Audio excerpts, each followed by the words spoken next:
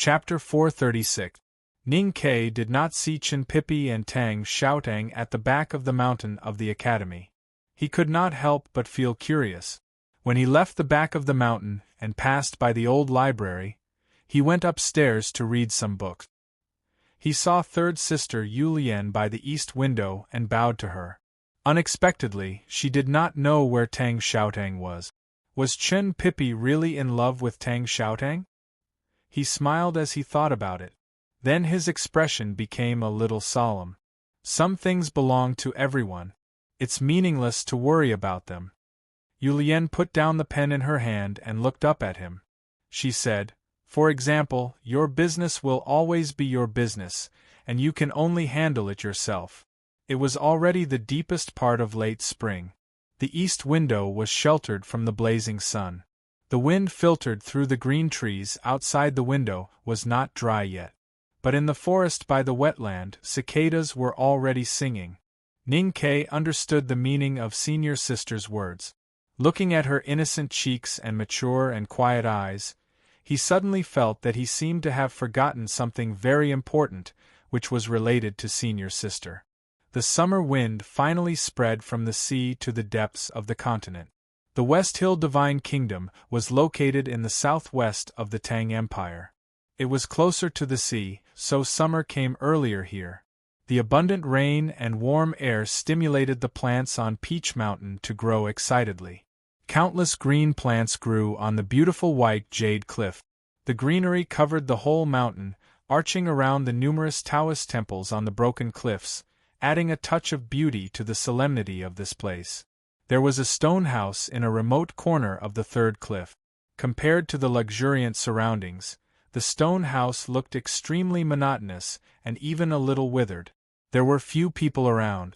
The stone house was not completely enclosed. On the side facing the cliff plateau, there were dozens of air holes. Light shone in through those air holes. Although they were not like windows, they could at least bring some light. There was a desk under the air holes. Yi Hongyu sat by the desk and looked at the paper on the desk quietly. She looked very focused, as if all her attention was attracted by the paper and nothing else. It was a letter from the Sword Garret of South Jin Kingdom. There was a sword made with clumsy techniques and lines on the paper. She had been sitting in the stone house and reading the sword on the paper for a few days. Her food and drink were all sent by the servants of the judicial department. She did not know that the cliffs outside the stone house had already turned red and green. She did not know that the seasons had changed from spring to summer, and she did not care about the change of attitude of the people in the divine hall towards her. One night in summer, someone came to the stone house. The door of the stone house was slowly pushed open, revealing Chen Bachi's seemingly respectful face. Chen Bachi looked at the young girl in a blue Taoist robe beside the desk and greedily admired the graceful figure under the Taoist robe. After a moment, he lowered his head and said, "The commander awaits your reply." Chen Bachi was an official of the judicial department and was once the commander of the cavalrymen of the Divine Hall. The commander he mentioned was naturally not himself, but Luo Kadi, the Divine Guard commander with a special status in the Divine Hall. Hearing this, Yi Hongyu did not react. She still sat by the table and flipped through the book in front of her. The letter with the sword on it had been inserted into the book by her. Seeing her indifferent reaction, Chen Bachi was not surprised. He smiled mockingly and continued, "The commander knelt in front of the hierarch for a whole night yesterday." Yi Hongyu's slender fingers that were flipping through the book froze slightly. Her gaze on the book became more and more indifferent. "The Lord Commander is very sincere towards you. Even the sect master has sensed this. The Lord Commander has asked me to pass on a message to you. He hopes that you will be able to understand this point." Chen Bachi did not say anything more. In his opinion, since even the hierarch had expressed his tacit consent to this matter, she was just a Tao addict who had been crippled. She had no right to refuse. Yi Hongyu did not refuse, nor did she say that she needed some time to consider like last time. She did not turn around to look at Chen Bachi. She did not condense a sword with her angry and cold eyes. She just remained silent. She silently looked at the book on the table, and then continued to flip until she reached the place where the letter was. Looking at the crooked sword on the paper, she said indifferently, "Even with you, there is still not enough time." Chenbachi did not hear clearly what she said. Yi Hongyu took out the letter and tore it. She did not tear the letter into pieces. Instead, she used her nimble fingers to carefully tear the sword off the letter along the crooked and uneven ink lines. After a moment, a small, thin and crooked paper sword appeared between her slender fingers. "What do you think this is?" Yi Hongyu held the paper sword with 2 fingers and asked Chenbachi. Chenbachi frowned and looked at the piece of paper. He could not understand it. Yi Hongyu said, "You can't even understand this. No wonder you are always blind." After saying this, she stretched her right hand forward and stabbed the paper sword between her fingers towards Chenbachi's eyebrows. Chenbachi used to be the commander of the cavalrymen of Divine Hall and had the cultivation of the upper see-through state. Even when Yi Hongyu was at her peak, he was only slightly weaker than her. Now Yi Hongyu's cultivation state had already fallen to the lower see-through state and might even fall into the no-doubt state. She was no longer the Tao addict from before. Why would he be afraid?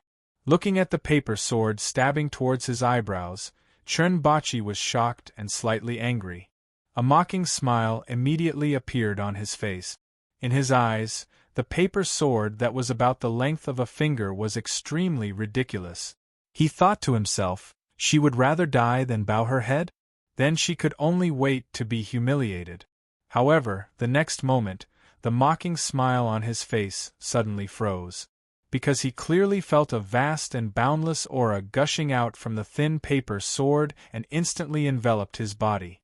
It was a mighty sword style. Chenbachi seemed to see endless yellow water rushing towards him. He seemed to see the surging river at the junction of the South Jin Kingdom and the Great River Kingdom leaving the ground and slapping towards his eyes.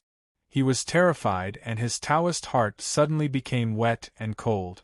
Only then did he understand that the paper sword was not ridiculous. It was him who was ridiculous. His pupils suddenly contracted and he wanted to save himself. However, the sword style on the thin paper had already descended between his eyebrows. Puff, puff. There were 2 very slight puffs. 2 extremely thin blood lines appeared on Chenbachi's eyes. 2 lines of blood were drawn across his black pupils and the whites of his eyes. After a moment, the 2 lines of blood rose up and down. Blood and the juice in his eyeballs flowed out. Pain and darkness occupied Chenbachi's consciousness. Ah! What sword is this? He covered his eyes and fell to the ground. He kept rolling in pain and let out a desperate howl like a dying beast. Yi Hongyu stood up and untied the slanted front of her green Taoist robe. She undid the belt of her underwear and put the paper sword between her fingers against her soft skin. Feeling the paper sword against her delicate skin, she became extremely calm. Looking at Chenbachi, who was rolling under her feet, she said softly, "I know you like to see my body. My clothes are unbuttoned now," she said. Chenbachi covered his face and howled in pain. Blood and gelatin-like liquid seeped through his fingers. Yi Hongyu looked at him and said calmly, "It's a pity that you can't see it anymore." Late that night in early summer, Chenbachi, the former commander of the cavalrymen of Divine Hall, was attacked and blinded. The once proud Tao addict, Yi Hongyu, who was later forgotten, ignored, humiliated and hurt, left Peach Mountain under the cover of the night. No one knew where she went after that. A few days later, the Divine Hall delegation that went to Chang'an city of the Tang Empire returned to West Hill. According to normal calculations, the West Hill delegation should have returned a few days earlier. However, for some reason, the delegation took a detour to the South Jin Kingdom and was delayed. The carriage slowly drove on the steep but not dangerous stone path of the West Hill Divine Palace. The deacons and officials in the delegation all noticed that the atmosphere in the Divine Hall was a little strange today. Wherever the luxurious black carriage with gold embroidery passed, the people in the divine hall would retreat and then respectfully kneel by the side of the road to salute. However, there was something else in their expressions other than awe. Qing Lixue, the priest of the Revelation Department, lifted the curtains and looked at the people kneeling under the green trees to welcome the great divine priest. He could not help but frown when he saw the uneasy expressions on their faces. Did something really happen? He muttered to himself, and then turned to look at the great divine priest of Revelation who was resting in the carriage. He respectfully asked, "I'll go and have a look." The great divine priest of Revelation was silent. The carriage of the delegation traveled between the cliffs and the temple. There was still a cliff's distance from the divine hall of Revelation. Qing Lixue walked out of the carriage and looked at the cavalrymen of the divine hall who were gathering in front of him. His face became a little gloomy. Qing Lixue walked in front of the cavalrymen of the divine hall. The cavalrymen of the divine hall all saluted, but because they were already wearing armor, no one got off their horses. He looked at Chunbachi, whose eyes were wrapped in bandages, and noticed that the former cavalry commander's face was extremely gloomy. He could not help but frown and ask, "What happened?" Chunbachi gritted his teeth and said, "Yi Hongyu betrayed the judicial department and the divine hall. I was ordered by Commander Luo to gather the cavalrymen and prepare to hunt her down in the world." "Yi Hongyu betrayed the divine hall?" Qing Lixue frowned slightly. His snow-like hair became even colder. Ever since the great divine priest of Revelation predicted that something big would happen to the judicial department, he had been very worried. The delegation specially went to the Sword Garret of the South Jin Kingdom for this matter. However, he did not expect that it would still happen. He looked at Chunbachi and said in a low voice, "I remember that your position as the cavalry commander was taken away from you in the wilderness last year. When was it restored?" "Just the day before yesterday. Luo Kadi is the commander of the Divine Guards. When can he intervene in the affairs of the judicial department?" Qing Lixue looked at Chunbachi expressionlessly and said, "You are just a subordinate of the judicial department. How dare you be rude to the Grand Master Yi Hongyu? Isn't that disrespecting your superior?" In the Divine Hall, as an official of the judicial department, Chunbachi was not afraid of the priest of the Revelation Department. Moreover, he was blinded by Yi Hongyu's paper sword. He was only thinking about revenge and how to capture Yi Hongyu back to the West Hill to torture and humiliate her. How could he care about Qing Lixue's attitude? He said coldly, "This is also the order of the great divine priest of judgment." Qing Lixue was silent. If this was really the order of the great divine priest of judgment, then he could not oppose it. At this moment, the luxurious carriage slowly drove over. An old voice came from the carriage. "The judicial department does not represent the divine hall. I'm back. There's one more chapter today. To be continued. If you like this work, please come to Chidian.com to vote for me. Your support is my greatest motivation." Chapter 437. The great divine priest of Revelation was in the carriage. The proud cavalrymen of Divine Hall could no longer sit on their horses. There was no such thing as not wearing armor in front of the great divine priest. They hurriedly dismounted and knelt in front of the carriage. Chunbachi's expression became extremely ugly. With the help of his attendants, he slowly knelt down. "Yi Hongyu left the judicial department, but it doesn't mean that she betrayed the divine hall. Because leaving is not betrayal." There was a sigh in the carriage. Qing Lixue felt the great divine priest of Revelation's disappointment and sadness, so he also became angry and sad. His snow-like hair fluttered faster and faster. He looked at Chunbachi, who was kneeling in front of the carriage, expressionlessly and said coldly, "Go and accept your punishment." Chunbachi suddenly raised his head and looked at Qing Lixue. If his eyes were not wrapped in bandages, he would have been able to see the resentment in his eyes. Last year in the Palace of the Wilderness, It was Qing Lixue who made him suffer the painful punishment of thorns. Now he was blind. It was Yi Hongyu who had betrayed the divine hall. Why should he accept the punishment? The mountain breeze of early summer blew by the palace on the cliff and lifted the curtain of the carriage, revealing an old hand. The hand landed on the window lattice and was slowly knocking. It was the hand of the great divine priest of Revelation. The cavalrymen and deacons of Divine Hall lowered their heads and did not dare to look at the hand. Chen Bachi could not see it, so he still looked over there with a resentful expression. The old hand slowly knocked on the window. A faint aura shrouded the scene. When the people beside the carriage heard the light knocking sound, a strange and terrifying feeling welled up in their hearts. Someone saw Chen Bachi's face and almost fell to the ground in horror. Chen Bachi didn't feel or see anything, so he still looked resentful and even tried to defend himself. However, he opened his mouth but could not speak. He reached out to touch his mouth and found that his fingers touched something slightly wet and sticky. Then he felt something sweet in his mouth. Only then did he realize what had happened. The resentful expression on his face suddenly turned into incomparable horror and despair. His tongue was gone. There was only blood and minced meat in his mouth.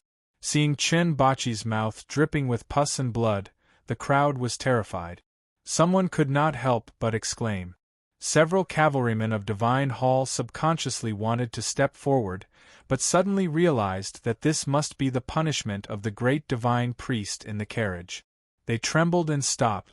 The voice of the great divine priest of Revelation rang in the carriage again. You shouldn't have spoken. Can't talk. But you have to pass the message on behalf of someone else. Then don't talk anymore. After dealing with the cavalrymen of Divine Hall, the luxurious carriage continued to move towards the 4 magnificent divine halls at the top of Peach Mountain without any delay. In the dark carriage, the great divine priest of Revelation quietly looked at the early summer scenery of Peach Mountain. After a long silence, he suddenly said, I don't want to and shouldn't care about the affairs of the judicial department. But now it seems that I have to care. So I have to. Qing Lixue was silent. Looking at the old and tired face of the great divine priest of Revelation, he suddenly had a strong dislike for the bigwig on the seat of heavenly black jade. The carriages of the diplomatic corps had already dispersed. Only the black gold carriage of the great divine priest of Revelation was left. It slowly drove to the highest point of the divine hall and came to the solemn black divine hall. The carriage seemed extremely small and lonely in front of the huge and magnificent divine hall. However, everyone who saw the carriage, no matter which deacon of the divine hall they were from, was shocked and awed. They were awed by the great divine priest of Revelation in the carriage. They were shocked that the great divine priest of Revelation actually appeared in front of the divine hall of judgment. For countless years, the 3 most honorable great divine priests in the West Hill Divine Palace would never enter other divine halls because of their respect for each other and their own pride. People knelt before the stone steps of the divine hall, beside the stone pillars, and by the road. They looked at the carriage anxiously, not knowing what had happened today. They saw the old great divine priest of Revelation slowly walk out of the carriage, up the stone steps, and into the black divine hall of judgment. Many people exclaimed in their hearts, the great divine priest of Revelation was very old and very thin. However, when he walked into the divine hall of judgment, he seemed very tall, as if he was about to touch the top of the divine hall of judgment. He walked on the flat stone ground, and all the people of the judicial department knelt down to greet him. No matter what the arrival of the great divine priest of Revelation meant to the judicial department, no one except the great divine priest of judgment was qualified to express their emotions. The great divine priest of Revelation walked into the divine hall of judgment and stood in front of the empty and monotonous hall. Looking at the bead curtain in the distance, he stopped and did not move forward. He came to talk to someone, so he wanted to walk into the divine hall of judgment. However, if he continued to walk into the divine hall, The bad-tempered guy behind the bead curtain would definitely think that he was looking for a fight. The great divine priest of Westhill was also a human being, and a human being must have emotions. The great divine priest of Revelation looked at the figure on the seat of heavenly black jade in the distance and said, "I went to the South Gene Kingdom and brought back someone's ashes." The bead curtain in the depths of the divine hall moved without any wind, vaguely revealing the seat of heavenly black jade. The great divine priest of judgment held his chin in his hand and looked down without saying anything. The great divine priest of Revelation shook his head and said, "You shouldn't do these things." The great divine priest of judgment still did not look up and said indifferently, "So what? Under Hautyin and above the seat of heavenly God, do I still need to lower my head to Lu Bai?" After a long silence, the great divine priest of Revelation said, "Before Senior Brother of Light left, you did not need to lower your head. But after he left, you could only sit on the seat of heavenly black jade. Your head was originally lowered." The great divine priest of Light's escape from the secluded pavilion caused a great shock in the West Hill Divine Palace. Few people knew that this old man, who was known as the strongest divine priest of light in hundreds of years, had pushed down the confinement built by the great divine priest of judgment with his natal divine power. But almost no one knew that the old man had pushed down the confinement and brought great harm to the great divine priest of judgment. After such a long time, the great divine priest of judgment still could not leave the seat of heavenly black jade. The great divine priest of Revelation naturally knew. That was why he said that. The great divine priest of judgment sat on the seat of heavenly black jade that seemed to be condensed from the blood of thousands of people. He supported his chin with his hand and seemed to be thinking, but his violent and powerful head was indeed lowered. He slowly raised his head, and his deep eyes were full of indifference and violence. He looked outside the bead curtain and saw the great divine priest of Revelation standing far away. He said, "I can raise my head at any time." In the empty and chilling black Taoist temple, a gust of wind suddenly rose. The people of the West Hill Divine Palace did not know what had happened in the Divine Hall of Judgment. They did not know what the great divine priest of Revelation had said and done after entering the Divine Hall of Judgment, nor did they know what this historic meeting meant. They only heard the sound of the wind. The sound of the violent wind was even more terrifying than the hurricane on the East Sea of the Kingdom of Song. It was as if countless giants were roaring and fighting. A storm swept out from the Divine Hall, blowing the gravel on the stone steps and hitting the stone pillars. People knelt on the ground in fear, but they could not stabilize their bodies at all. After a long time, the sound of the wind stopped, and so did the wind. The great divine priest of Revelation walked out of the Divine Hall of Judgment. His body was still stable, and his expression was still calm. But the wrinkles around his eyes seemed to have deepened. People watched in awe as the great divine priest of Revelation walked down the stone steps. They found that he did not enter the carriage, but walked to the highest point of Peach Mountain, the holiest white Taoist temple. They were shocked and guessed. The great divine priest of Revelation left the Divine Hall of Judgment. He did not return to his own Divine Hall. Instead, he walked to the place where Hautyin Taoism was supreme in the world. The highest and holiest white Taoist temple belonged to the hierarch of the West Hill Divine Palace. People did not know why the great divine priest of Revelation went to see the great divine priest of Judgment first, and then the hierarch Lord. Similarly, they could not see with their own eyes what happened in the sacred White Temple. All they heard was countless thunders coming from the White Temple and resounding throughout the entire Peach Mountain.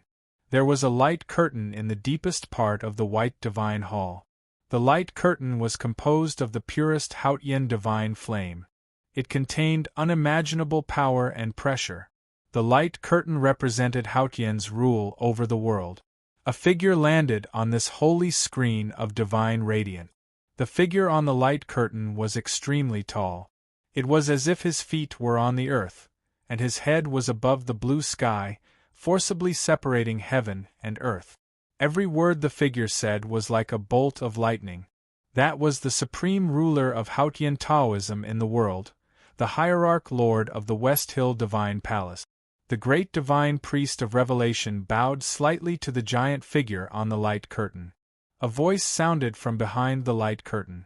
"Revelation, you think too much." This voice was very calm, but when it passed through the holy screen of light, it caused the light to tremble slightly. Then, it turned into the sound of thunder above the ninth heaven. The great divine priest of revelation looked at the giant figure and said calmly, "The Tao addict is the future of the divine hall. Those stupid people actually forced her away. I can't accept it. Hierarch Lord, you kept silent on this matter. In my opinion, it is also very stupid." The great divine priest of Westhill had a high and special status. However, it was still unimaginable for him to say that the hierarch lord was stupid. What was even more unimaginable was that the hierarch lord behind the light curtain was not angry after hearing this. Instead, he fell into a long period of thinking. The Tao addict can't return to the temple. I know. She is already useless. Maybe. The divine hall needs power. She can still be power. Revelation said expressionlessly, "I can see further than you." After the great divine priest of light left, the great divine priest of revelation was naturally the one who could see further and more accurately in the whole Peach Mountain. This was something that even the gigantic figure in the boundless light had to admit. Maybe you are right. The thunder gradually stopped. Revelation left. There is one more chapter. To be continued. If you like this work, please come to Chidien.com to vote for me. Your support is my greatest motivation. Chapter 438.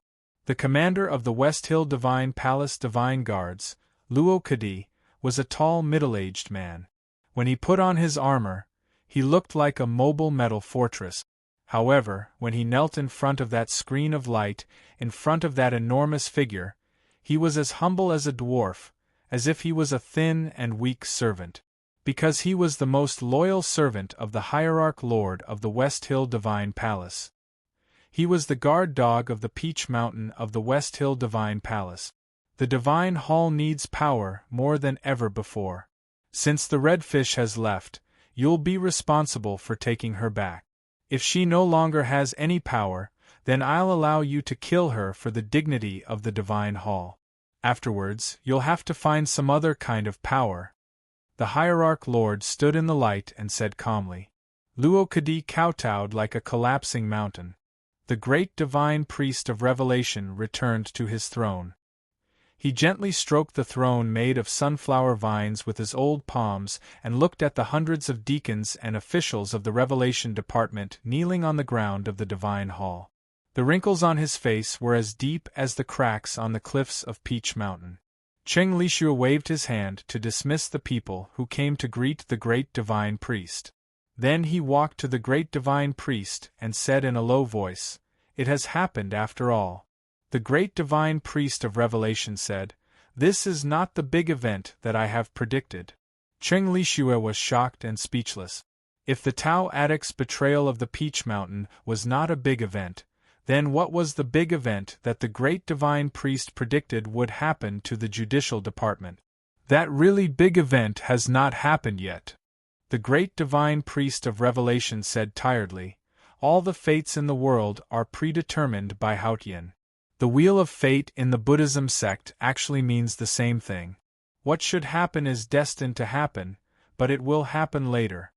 Perhaps it was because of tiredness, or because of the continuous meetings with the great divine priest of judgment and the hierarch lord, the wrinkles around the great divine priest of revelation's eyes became more and more frightening.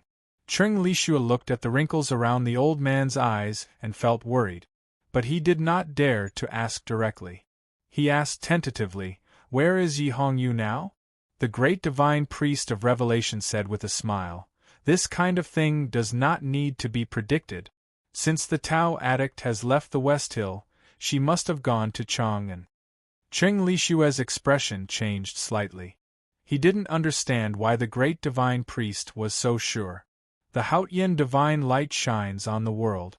Where else can she live except in Chang'an?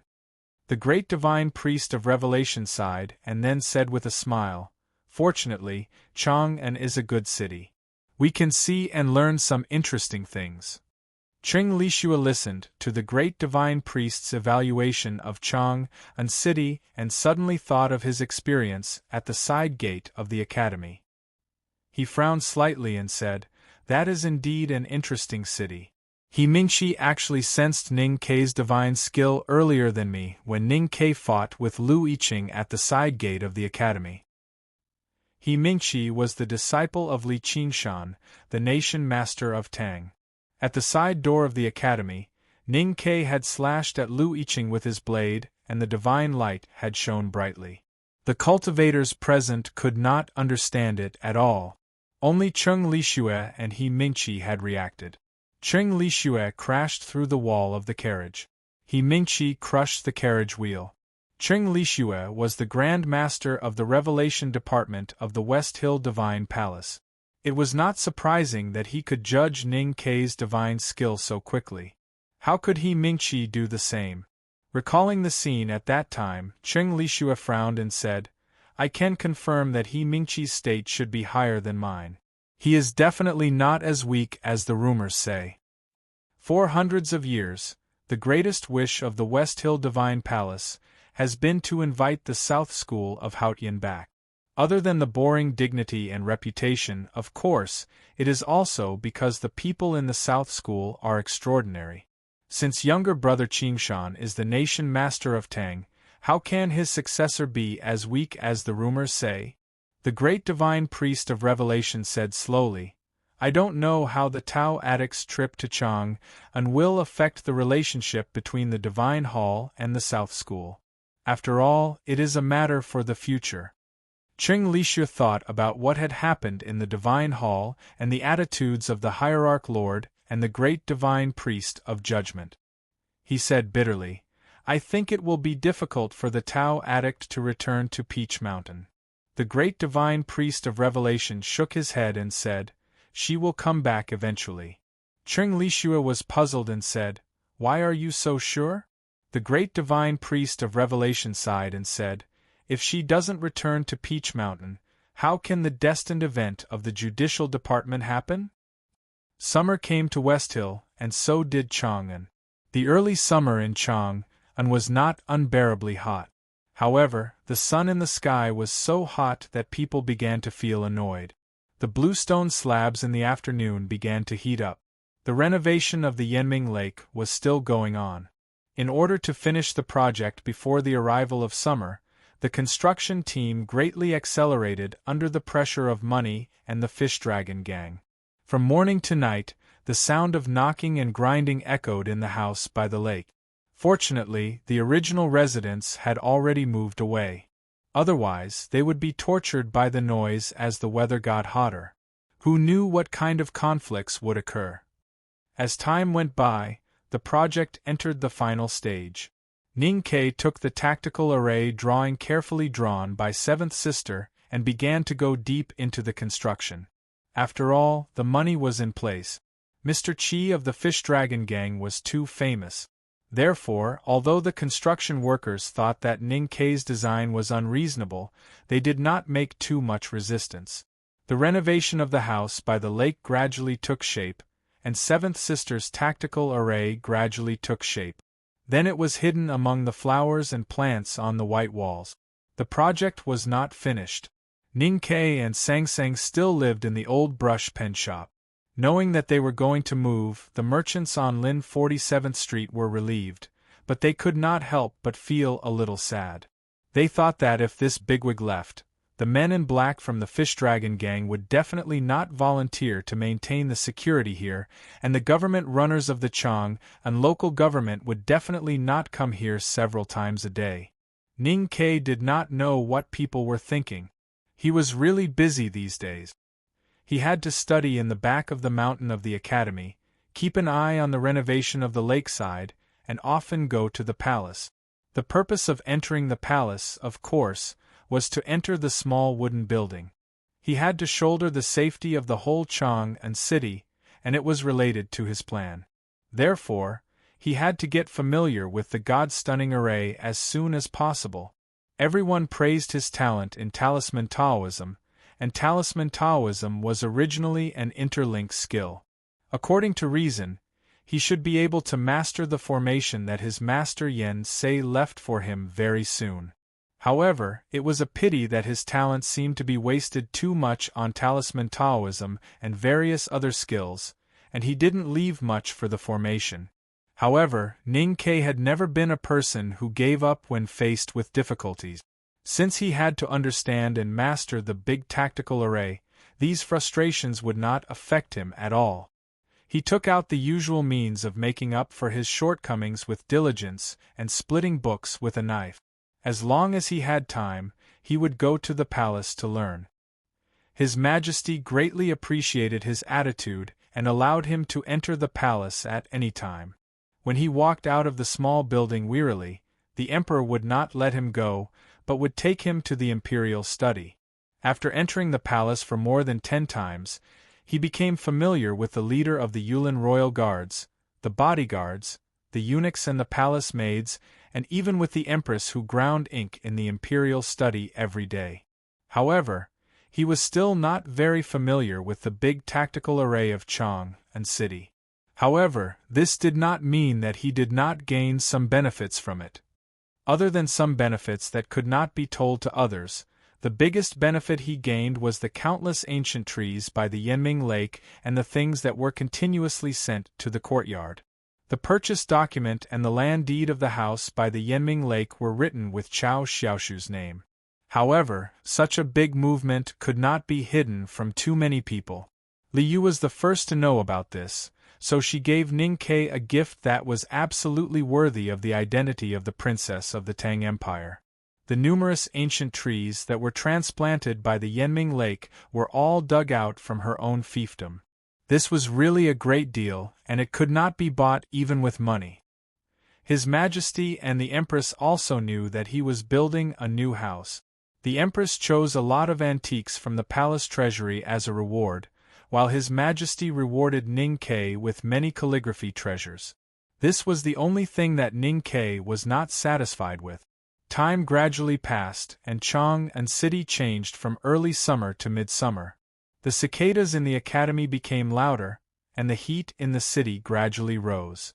The renovation project by the Yanming Lake was officially completed.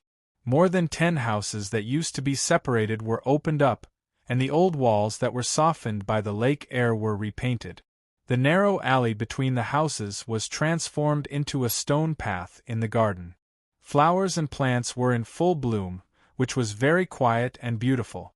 The merchants on the Lin 47th Street plucked up their courage. Boss Wu and Aunt Wu, who sold the fake antique shop, took the lead and invited Ning Ke and Sang Sang to a farewell feast. Their time on the Lin 47th Street was finally over. That night, Ning Ke and Sang Sang moved to the house by the Yanming Lake. All the furniture had been bought by the brothers of the Fish Dragon Gang, so Sang Sang did not have a headache about how to fill such a large yard. Under the strong request of Mr. Qi, Ning Ke kept the old brush pen shop. Anyway, Chao Xiaoshu had waived his rent for many years. However, the old brush pen shop would not sell calligraphy anymore.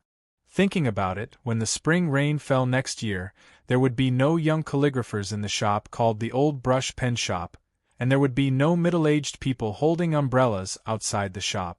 Accompanied by cicadas and unknown insects, Ning Ke and Sang Sang strolled on the stone path by the Yanming Lake. The beautiful houses behind them were their new homes. Countless ancient trees by the lake made the stone path and the houses extremely quiet. The lake wind passed through them, and the temperature seemed to be a lot lower. Compared with the stuffy heat in the streets of Chang, and it was a completely different world. Sang Sang thought of the picture of Ning Ke lying on the bamboo chair outside the back door in the summer 2 years ago, constantly soaking himself with well water and chatting with the neighbors. She could not help but feel that it was a lifetime ago. I never thought that we could live in such a big house.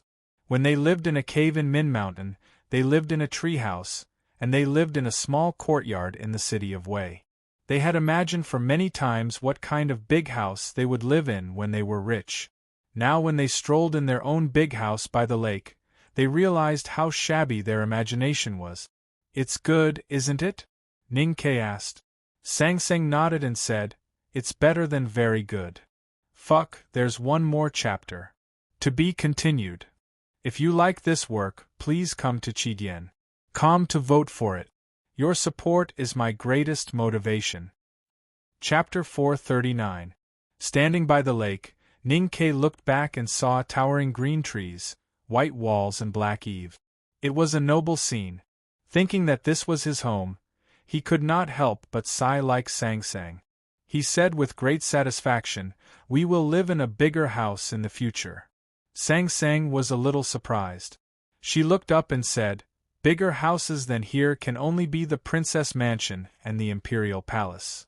Ning-Ke reached out and took her into his arms. He rubbed her head and said, "We often go to the Princess Mansion and the Imperial Palace.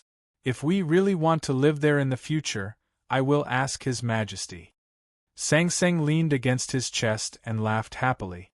The light that leaked through the green leaves of the ancient trees suddenly became much lighter. Ning-Ke looked up at the sky and saw a few large clouds floating in the sky above the treetops, blocking the blazing sun. He pushed Sang Sang away and said, "Let's go boating." The little handmaiden was not too uncomfortable with the completely different treatment. She said, "Oh," and walked to the newly built simple mooring on the lake shore. The wooden stack, which was about a few feet long, extended to the Yanming Lake. There were 2 boats moored in front of the stack. There were oars at the stern and a canopy on the boat. They were very new, which was bought by Ning-Quebec. The wooden oars cut through the white clouds and the blue sky on the lake surface. The lake waves gradually rose and swayed to the distance, disturbing the water plants in the clear water and startling the fish in the water plants. The boats left the pier and sailed to the center of the lake. There was a lotus field in the middle of Yanming Lake. Ning-Ke was half lying on the bow with his unbuttoned shirt collar. He lay in the shadow of the canopy and smelled the faint lotus fragrance in the wind. He closed his eyes comfortably. Sang Sang stood at the stern and slowly rowed the oars. "You should also close your eyes and feel it," Ning-Ke said. Sang Sang put down the oars in her hands and walked into the canopy. She leaned against him and closed her eyes. Her sparse eyelashes gently blinked and her yellowish hair trembled in the lake wind. "What do you feel?" "The wind on the lake is very cool." "I'm asking about the aura of heaven and earth." "It seems a little stronger than on the shore." Sang Sang opened her eyes and looked at the lotus field not far away. Her thin brows furrowed. Ning-Ke took out the map from his arms and pointed at the Yanming Lake, which was about the size of a fingernail. He said, "This lake is the left branch of Chang and City. The imperial court dredged this lake last year. Nominally, the Ministry of Works responded to the request of the Chang and local government, but in fact, it was the daily maintenance of the God-stunning array by the Imperial Center Administration." Sang Sang was puzzled and asked, "Then will the Imperial Court agree to buy the house by the lake?" "I'm in charge of the array in Chang and City, not to mention this lake." Ning-Ke continued, "The reason why I sold everything I had to buy the lakeside house was because of this lake. The big tactical array in Chang and City has never been activated, but it has been operating slowly. Yanming Lake, as the left eye of Qi, naturally needs to gather some Qi of heaven and earth. Although the self-uniform power of heaven and earth is too strong, the concentration here cannot be too special, but it is good for cultivation." Sang Sang nodded, not really understanding. "The most important thing is, if I can really control the big tactical array in Chang and City, I can connect the tactical array designed by Seventh Sister for us with the God-stunning array." Ning-Ke said, "At that time, I don't need to activate the God-stunning array to startle the world. I also have enough ability to borrow the power of Chang and City and plant a lotus on someone." Sang Sang thought for a moment and said, "It sounds very difficult." Ning-Ke thought about the learning in the palace these days and said bitterly, "It's more difficult than very difficult." Sangsang said, "Young master, I believe you can definitely do it." "I hope so, but there is not much time." Ning-Ke looked at the lotus field not far away and thought that the green lotus leaves would all turn into withered yellow leaves in autumn, and that person would also return to Chang'an. He could not help but fall silent. "Let's go to the lotus field over there," he said. Sangsang stood up from beside him, walked to the stern, and rowed again. "Let's row," Ning-Ke's song sounded on the boat on the lake. Yanming Lake was a public forest land owned by the government and was not allowed to be sold. It was impossible for it to become Ning-Ke's private property. However, he had bought all the houses by the lake. The imperial court would not take it too seriously because of his status. Yanming Mountain on the south bank was not famous and there were very few tourists. Therefore, Yanming Lake was in fact the private lake of his house. There was only one boat floating on the beautiful lake. Sealing up such a beautiful scenery and turning it into a private garden that could only be enjoyed by themselves would cut off the opportunity for the people of Chang'an to get close to it. Of course, it would seem a little unkind and even morally questionable. However, Ning-Ke and his handmaiden were originally nouveau riches and had never been kind people, so they did not care much about moral issues. The lotus field in the middle of the lake was planted by people hired by Ningquebec. After these days, the lotus leaves were already lush and the flowers were in full bloom after being nourished by the lake mud. Sangsang moved the oars, and the boat slowly sailed into the lotus field. As far as the eye could see, besides the green lotus leaves and pink lotus flowers, nothing else could be seen. It was as if they had entered a quiet maze, a graceful world that was completely different from the scorching summer. The round green lotus leaves were like cattail leaf fans lying on the surface of the water. They stretched out in midair and touched the walls of the boat from time to time, making a rustling sound. The lotus flowers were in full bloom by the side of the boat. The pink, white, soft and smooth petals were so close to the two that they could even clearly smell a faint fragrance. Ning-Ke leaned on the bow of the boat and looked at the lotus leaves that brushed past him. He held a cattail leaf fan in his hand and waved it gently. His eyes were slightly narrowed as he admired the beautiful scenery of the lotus field. At the same time, he meditated and cultivated. He used the qi cultivation method that he learned when he was in seclusion in the cliff cave to constantly breathe in and out the aura of heaven and earth between the lake and accumulate the Great Spirit in his body. The drop of liquid that was condensed by the Great Spirit in his body was now rounder and fuller. It looked like a drop of water rolling on the lotus leaves and could fall into the lake at any time. The boat went deep into the lotus field. The house by the lake and even the Yanming Mountain on the south bank were all covered by the lotus leaf. Sangsang put down the oars and sat beside Ningquebec. She reached out to the side of the boat and picked a lotus head among the leaves. Her little hand slightly tore the fresh lotus that had not been formed for a long time and picked out the pale green lotus seed. She carefully peeled the lotus seed and picked out the thin lotus core inside and then sent it to Ning-Ke's lip. Ning-Ke did not open his eyes and ate the lotus seed with her fingertip. When his mouth was full of fragrance, he suddenly opened his eyes and said, "The first lotus core is not bitter. Why bother to pick it out?" Sangsang had already processed several lotus seeds and fed them all into his mouth. She did not listen to him and still carefully picked out the lotus core. "I heard that the lotus core can be used as medicine. We can't waste it," she said with her head down. Ning-Ke was speechless and said, "Anyway, we are a family with a big house now. Why do we have to be so thrifty? If you have the time, you might as well let me write a few more calligraphy pieces." Sangsang thought for a while and thought it was true. She looked at the lotus core on her knees and made up her mind. She threw the lotus core into the lake and washed her hands in the lake water. Then she walked back to the stern. "Where are you going?" Ning-Ke looked at the boat swaying and asked in confusion. Sangsang said, "When we go back, I will let you write a few more calligraphy pieces. I spent all my money to buy this house. Even if the palace gave me a lot of things, I still owe Mr. Chi a few thousand taels of silver last night. Ning Ke said helplessly, there is no hurry, right?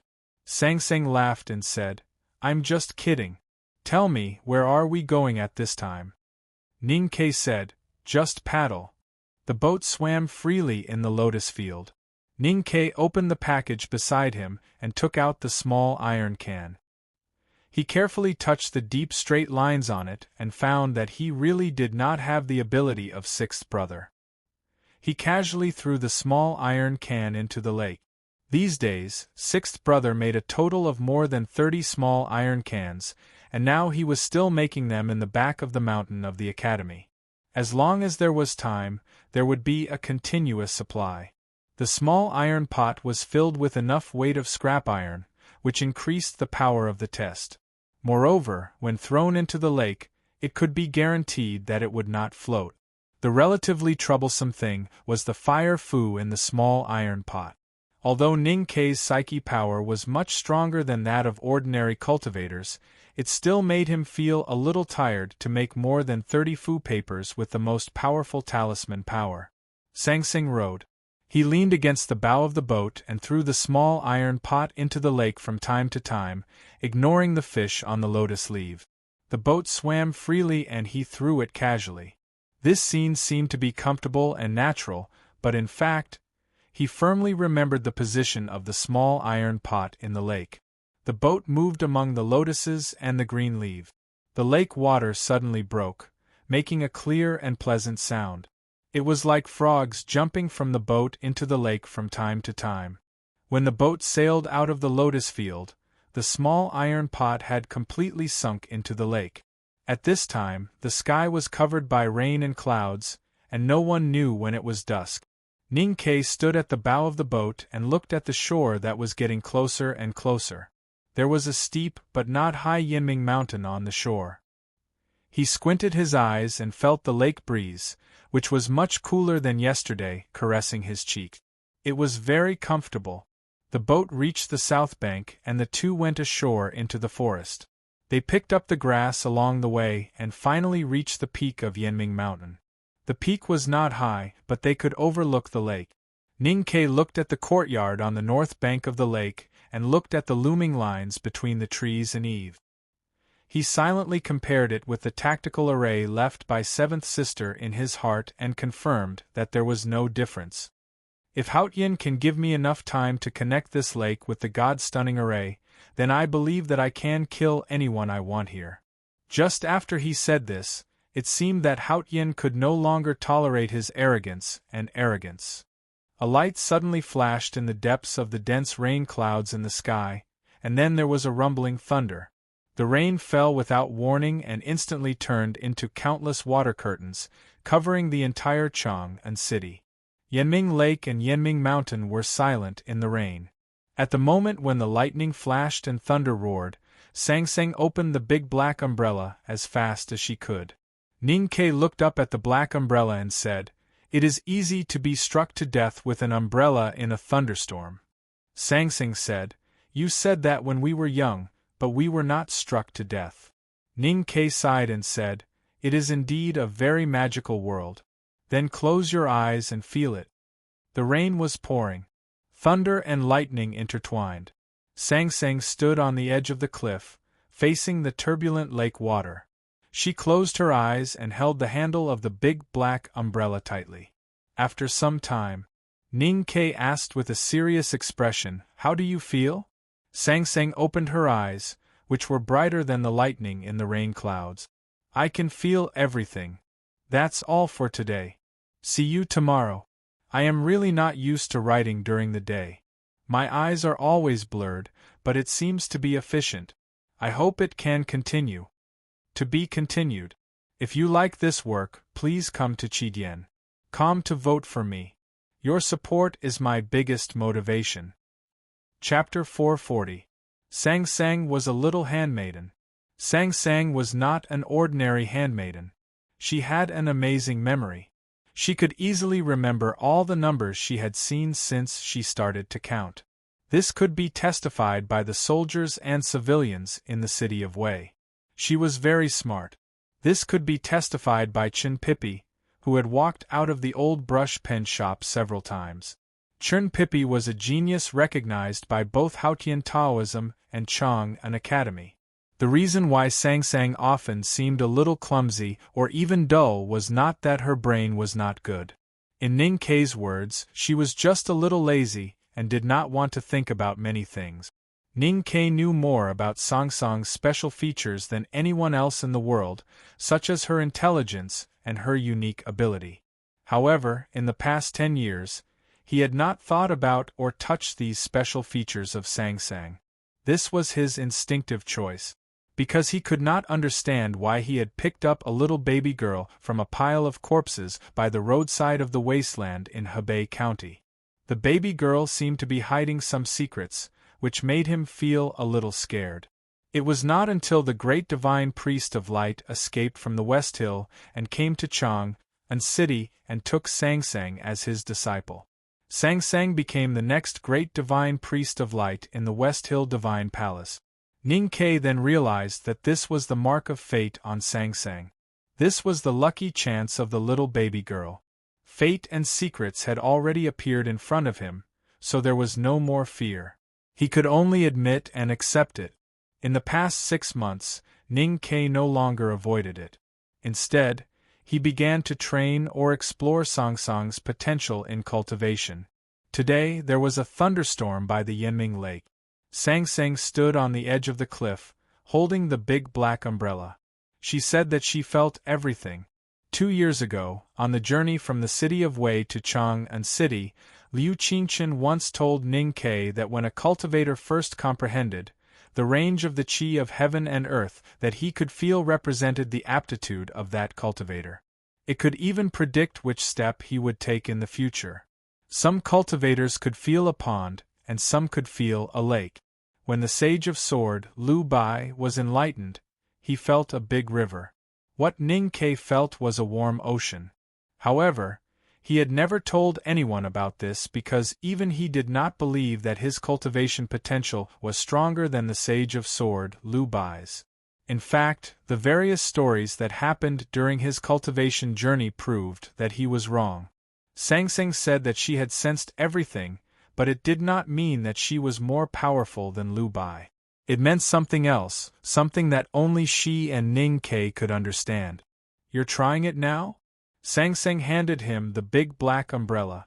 Ning Kei took the big black umbrella.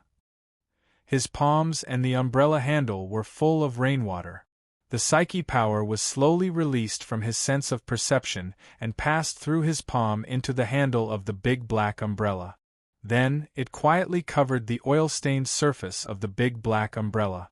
It passed through the majestic rainstorm and diffused towards Yanming Lake at the bottom of the cliff. Ning Kei also felt a lot.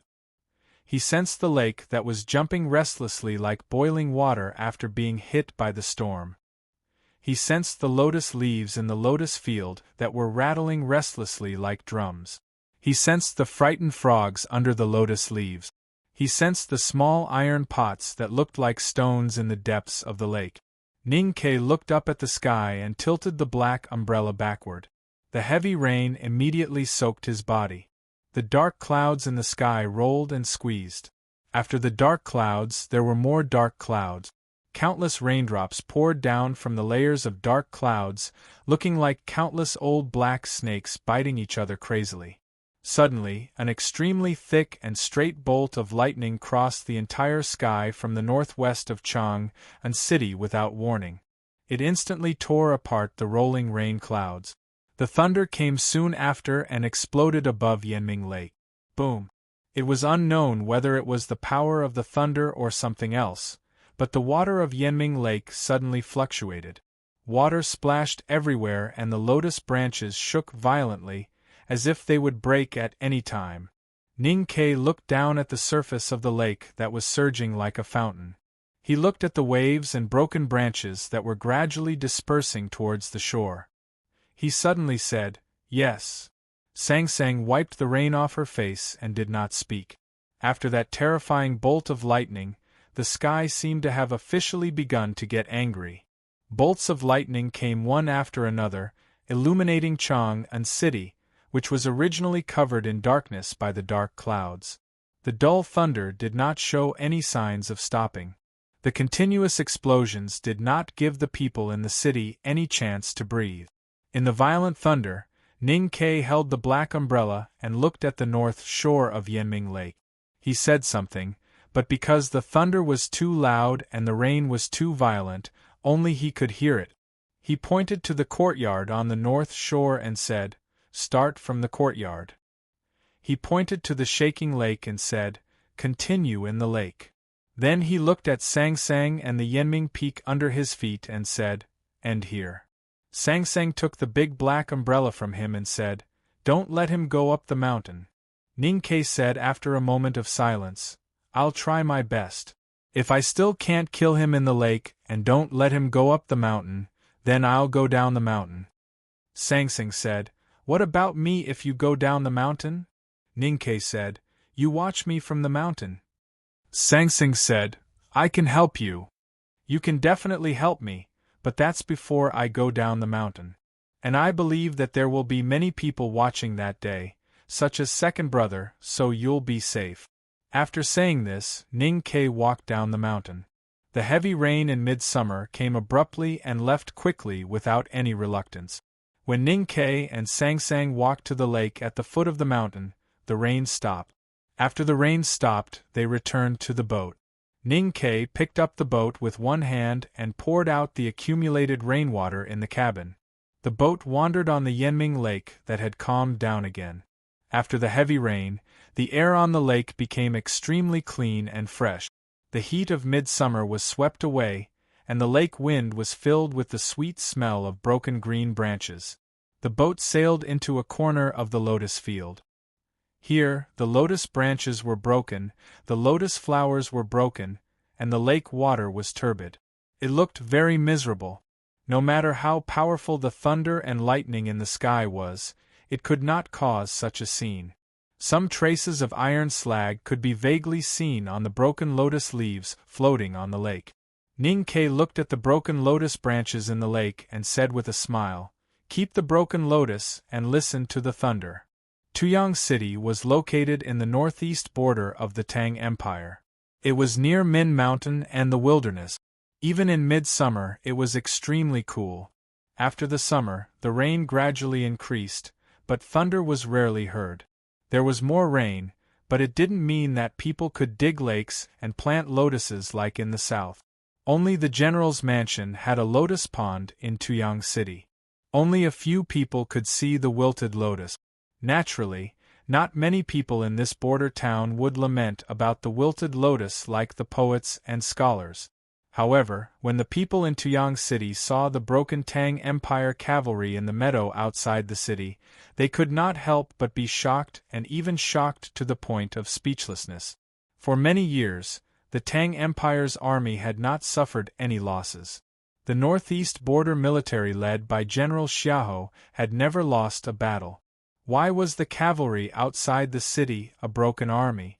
In fact, this was just a misunderstanding that was not good. The Tang Empire cavalry on the meadow outside Tuyang City did not lose the battle in the wilderness. It was just that after a long journey, their armor was stained with dust, their horses were tired, and the people were tired. Most importantly, all of their faces were filled with numbness. The team was filled with an atmosphere of decline, so they were mistaken for a broken army. The reason why the Tang Empire soldiers were numb was the desolate man in the forest not far away. The man's leather robe had long been tattered.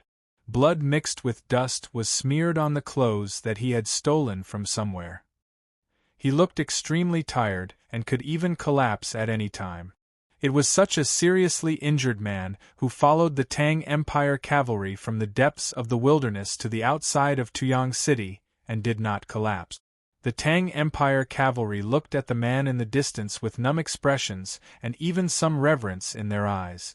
In the past few days, the man had been following the Tang Empire cavalry, ready to rush into the camp and assassinate General Xiahou.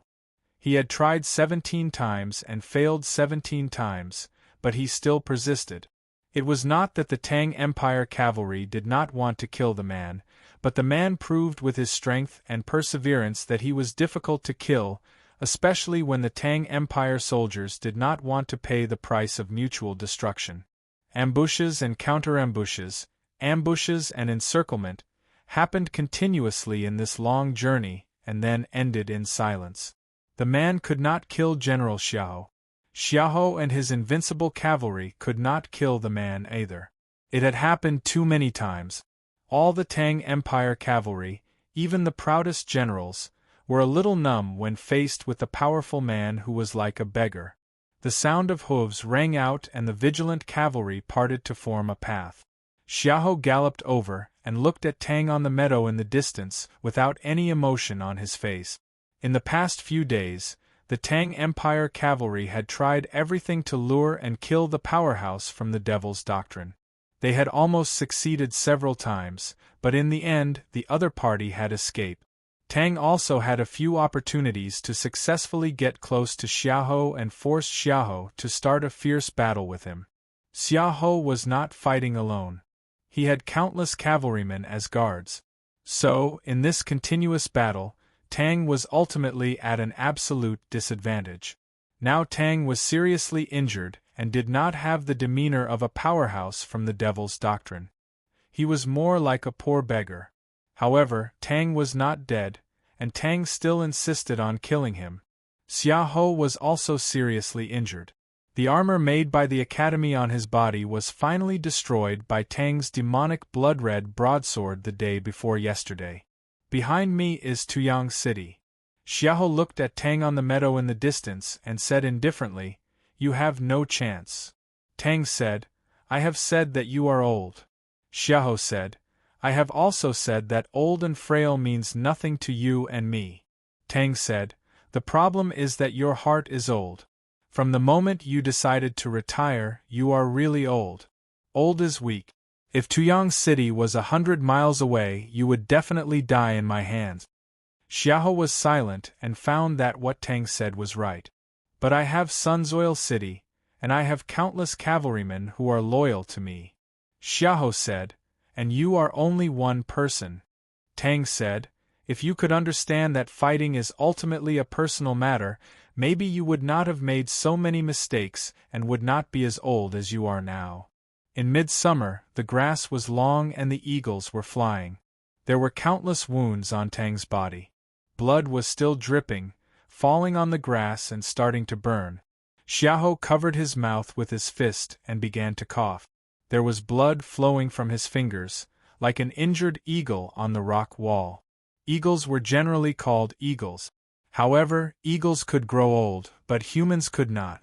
And, to be continued. If you like this work, please come to Chidian. Come to vote for me. Your support is my greatest motivation. Chapter 441. 1,000 years ago, the desolate man was the master of the northern prairie of the mainland. So even today, the prairie was still called the wilderness. There were eagles on the prairie, so the desolate man was good at breeding eagles. Even though they were defeated by the Tang Empire and were forced to move north to the cold region in the far north, the desolate man still did not give up breeding eagles.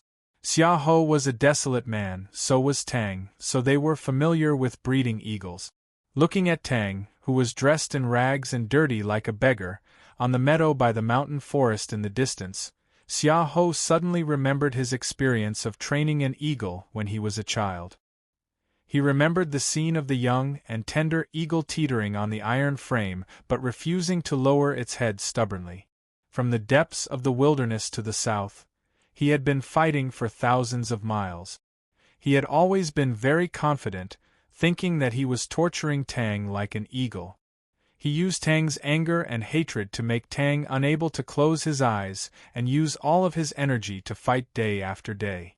Xiao had thought that he was about to succeed. He saw with his own eyes that Tang's genuine qi was draining and his energy was getting tired. His rock-hard body became ordinary and could be injured. He thought that Tang's blood would be drained during the long journey and he would finally fall down like the young eagle. However, he did not expect that Tang did not fall down. Instead, He felt an unprecedented fatigue, weakness, and even a trace of tiredness in the deepest part of his body. Could it be that he was the eagle that was being tormented? Xiahou kept coughing and blood kept spilling from his fist that was stuck to his lip. But his expression was still indifferent and calm, and his deep-set eyes were as cold as ice. Being old was not scary. No matter on the prairie or on the cliff by the hot sea, only an old eagle was a real eagle. He put down his fist and took out a handkerchief to wipe the blood stains at the corner of his mouth. He looked at Tang in the distance expressionlessly and said, "Your perseverance surprised me, but it was just a surprise. After all, you are not your teacher. Before you cross that threshold, you will never be a threat to me." Tang looked down at the long grass at his feet that had been set on fire by his blood. The continuous battles had seriously injured him. The seemingly inconspicuous Tang cavalrymen, with their strong military discipline and tactical organization, had caused him a lot of trouble. As the genuine qi in his body was gradually exhausted, his seemingly indestructible body finally bled under those sabers and arrows. The Devil's Doctrine had withered. As a world wayfarer of the Devil's Doctrine, he was more like a loner. Not to mention compared to the countless Taoist priests of the West Hill Divine Palace, even compared to the traitor Xiahou, he seemed so weak. In a sense, the current Devil's Doctrine was him. He was the Devil sect. He was the last spirit and pride of the Devil sect, so he could not fall.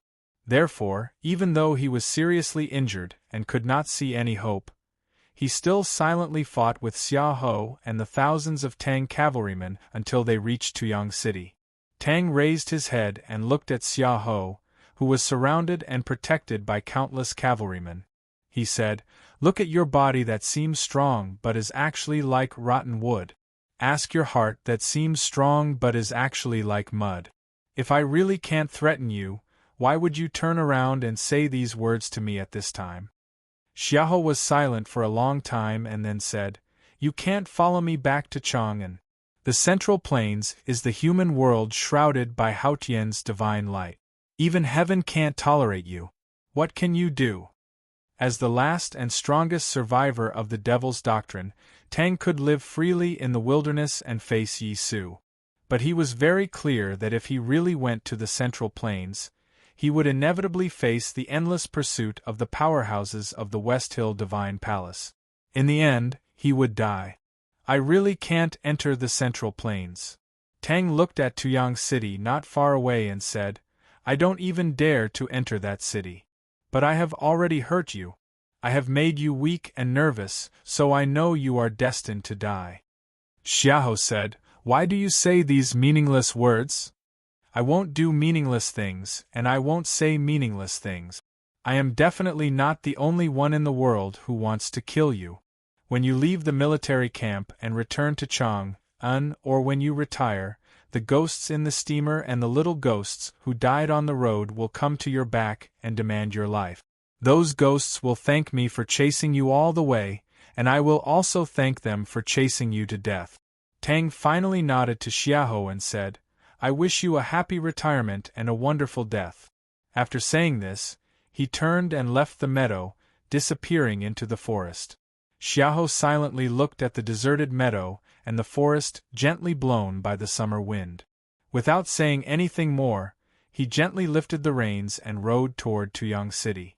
The wind blowing from the wilderness stirred the forest, the deep grass, the military flag on top of Tuyang City, and the white hair that peeked out from the edge of his helmet. Since ancient times, famous generals were like beauties. They were not allowed to see their white hair, but his hair had already turned white. The newly renovated house by Yanming Lake welcomed the first group of guests. Princess Li Yu, her stepson, and Situ Ilan. Ning Ke welcomed Situ Ilan's arrival very much. He had no problem with the poor savage prince, but he inevitably felt that the visit of Princess Li Yu was a little troublesome. He had a good relationship with Li Yu, but he was very clear that she would definitely bring him trouble. Sure enough, when only he and Li Yu were left in the quiet study, trouble came. Outside the carved window of the study, there were several old trees, shading the summer. The breeze was pleasant, and even the sound of cicadas in the forest was not annoying. Liu held a bowl of herbal tea and looked at the faintly visible lake view outside the window. She smiled and said, "The cicadas make the forest quieter. This house is really good. No wonder a miser like you is willing to spend so much money." Ning Ke sighed and thought, "Is this really the place to start talking?" He walked to Liu's side and said, "Thank you, Your Highness, for sending these big trees." The old trees in the house by Yanming Lake were all from Liu's royal fief. These trees were very valuable. The cost of transporting them out of the mountain and back to Chang'an City was a terrifying figure. The most important thing was that there were many rare ancient trees that could not be bought even with money. Ning Ke was indeed a person of high status, but Liu was the dignified princess of the Tang Empire. She did not need to carefully please him, and such a heavy gift naturally had to be returned.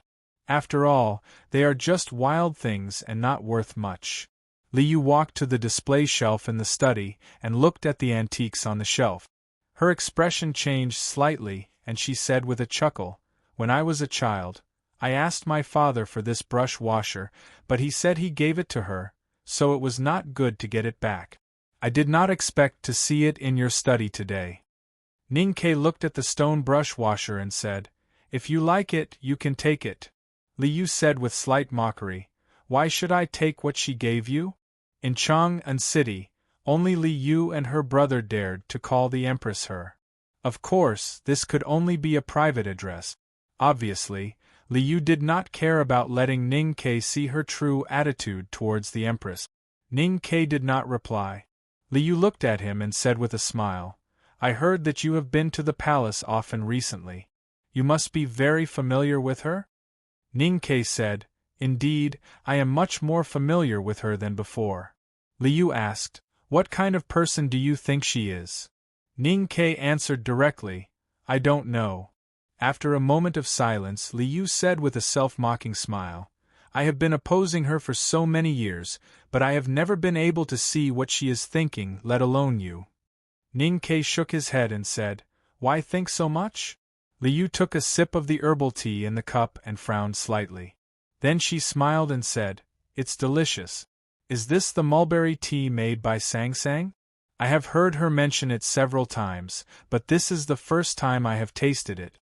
Listening to Her Highness talking about family matters, Ning Ke suddenly felt much more relaxed.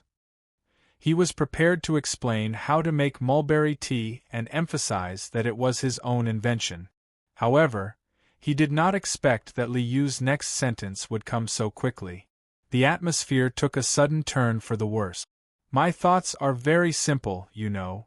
Liu looked into Ning Ke's eyes calmly and persistently. Ning Ke did not avoid her gaze and said, "I have also told you my thoughts." Liu said, "I know that you have some problems with the imperial military."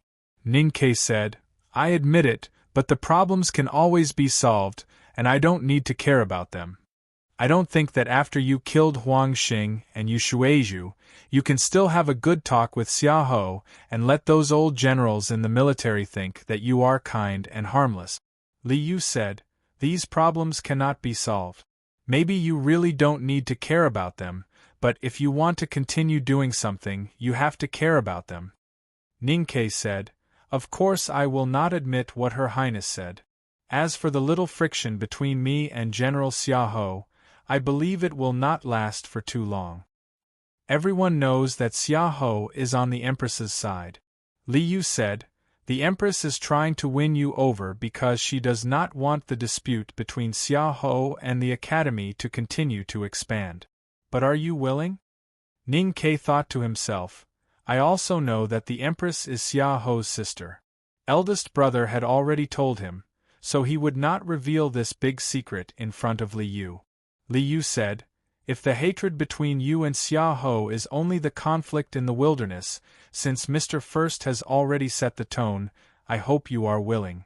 Ning Ke frowned slightly and did not understand why she would choose to stand on the same side as the Empress. Liu said in a low voice, Only some young generals in the army are willing to be loyal to me. Hua Shanhua leads the Hebei Prefecture army, and it is too difficult for him to accumulate military merit. With his current qualifications, it is impossible for him to take over Xia Ho's position in the northeast border military. But since Xia Ho is willing to retire, it is a good thing for me. So I do not want other things to interfere with this process. This explanation was very naked and sincere. Even Ning Ke could not help but be slightly stunned. After a moment he sighed and said, "This kind of thing is really boring." Li Yu said with slight mockery, "You are indeed a student of the headmaster of the academy. You even feel that the throne of the Tang Empire is boring." Ning Ke said, "I have told you before, don't pay too much attention to the attitude of the person who entered the human realm from the academy. I have teachers, senior brothers and sisters, His Majesty in the palace, the nation master in the temple, Huang Yang in the temple, and Su Shi and the other old generals in the army. Whether the throne should be passed to your brother or the prince born by the empress is ultimately these people's opinion." Li Yu looked at him quietly and suddenly said, "But have you ever thought that whether it is father, the headmaster of the academy, or the old generals in the army, they will all leave one day? Why does the academy want you to enter the human realm? Why does father think so highly of you? Why is Su Shi so vigilant against you? Actually, it is all because of the same reason. No one can resist the fate of Haotian. As time passes, the Tang Empire will eventually lose them. Some people are worried that you will become an evil eagle without the suppression of the hunter and harm the world after they pass away. But the headmaster of the academy and father are silent. They want to protect you, torture you, and polish you. They want you to turn from a young eagle into an eagle and protect the Tang Empire without them. After struggling and thinking, there is still one more chapter. To be continued. If you like this work, please come to Qidian.com to vote for me. Your support is my greatest motivation. Chapter 442. He left the city of Wei, came to Chang'an, entered the academy, and finally entered the back mountain. But before he could learn anything, Ning Ke had to take the students from the front yard to the frontier fortress in the north of Yan Kingdom. Now that he thought about it, this must be the result of the discussion between the emperor and the academy. When he came to the wilderness, he received the news from the Imperial Center Administration that the front gate of the Devil's Doctrine deep in the wilderness was opened and the tomes of arcane appeared. Ning Ke had to go north.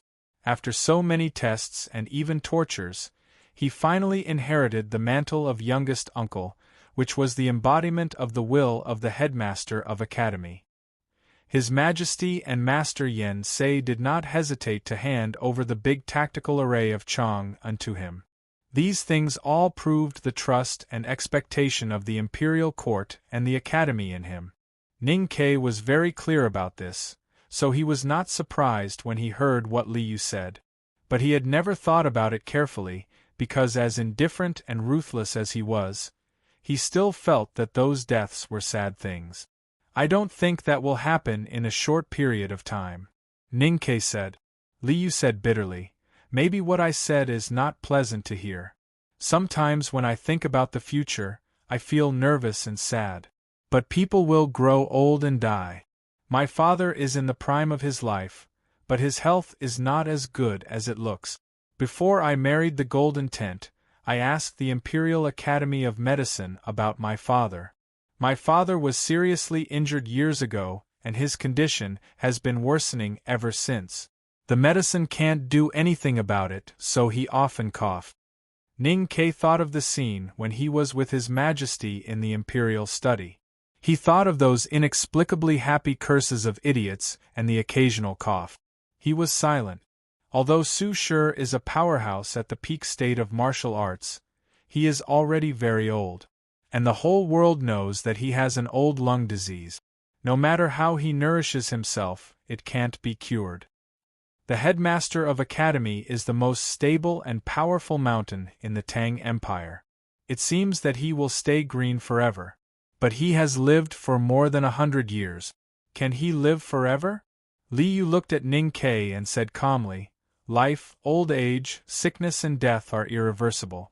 The headmaster of academy and my father are thinking about the future. What right do we have not to think about it? Ning Ke took the cold mulberry tea from her hand and walked back to the desk. He put his hands on the edge of the desk and thought for a moment. He said, at least there are many years. Li Yu frowned slightly. Ning Ke said, the headmaster and His Majesty can live for at least another 10 or 20 years. At that time, I will be much stronger than I am now. Perhaps eldest brother or second brother can take the position after the headmaster leaves. I think the Tang Empire will be as strong as it is now. So I don't think there is anything to think about now. Li Yu said, I have told you before that my request to you is very simple. When the succession of the Tang Empire requires the Academy's help, please stand by my side. Ning Ke did not turn around. He looked up at the ancient trees outside the window and the Yanming Lake in the distance. He thought about how the lake looked like in winter, Xia Ho, and the inseparable blood relationship between Xia Ho and the Empress. He said, if that day comes, I will not stand on the Empress' side. Li Yu was somewhat satisfied with his answer, but she still regretted that he did not directly express his attitude. Looking at his back, a faint look of disappointment appeared on her beautiful face. She sighed softly and said, if I had known that things would develop like this, I would not have let you go. Ning Ke turned around and said, at that time, you and I were from different worlds, and I was not a person who was willing to be caught. So don't feel regretful. Li Yu walked slowly to him and looked into his eyes, as if she wanted to see something. If I didn't catch you, I could stay with you. I have been thinking, if I did not stand up beside the bonfire, would we have stayed in the same world? Ning Ke recalled the bonfire at the entrance of Northern Mountain Road, the maidservants and fairy tales beside the bonfire, as well as those conversations. He curled his lips and said, the key is that the price you gave me was too low. Hearing his words, Li Yu clearly sensed that he was a little emotional and evasive, a little regretful and a little secretly happy. She smiled and said, if I had known that your little handmaiden would become the great divine priest of light of the West Hill Divine Palace, I would definitely have offered the highest price. Ning Ke smiled and asked, what's the highest price?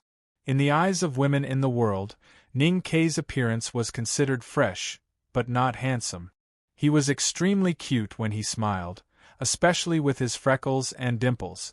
The girls in the House of Red Sleeves were fascinated by the young man's dimples, freckles and freshness. At this time, his smile was reflected in the depths of Li Yu's eyes. She subconsciously raised her hand and touched the dimples on his face. She said, your freckles are getting lighter. Ning Ke felt the smooth fingertips on his face and was slightly absent-minded. He said, Sang Sang often used a lot of powder in Chenjinji Cosmetics Store, so she would give some to me. Is that the reason? Li Yu suddenly came to her senses and quickly withdrew her hand. I suffered a loss. Ning Ke looked at her and said seriously. Li Yu's cheeks were slightly red, but there was no shyness in her bright eyes. She slightly raised her head and joked, if you are not afraid of Sang Sang's jealousy, you can touch it back. Ning Ke coughed and with great difficulty suppressed the urge to reach out and touch her smooth and slightly pointed chin. He put his hands behind his back and asked, speaking of which, where is Sang Sang? She must be telling stories to Xiaoman. Li Yu rolled her eyes and said, I won't tease you anymore. I'm going to find her.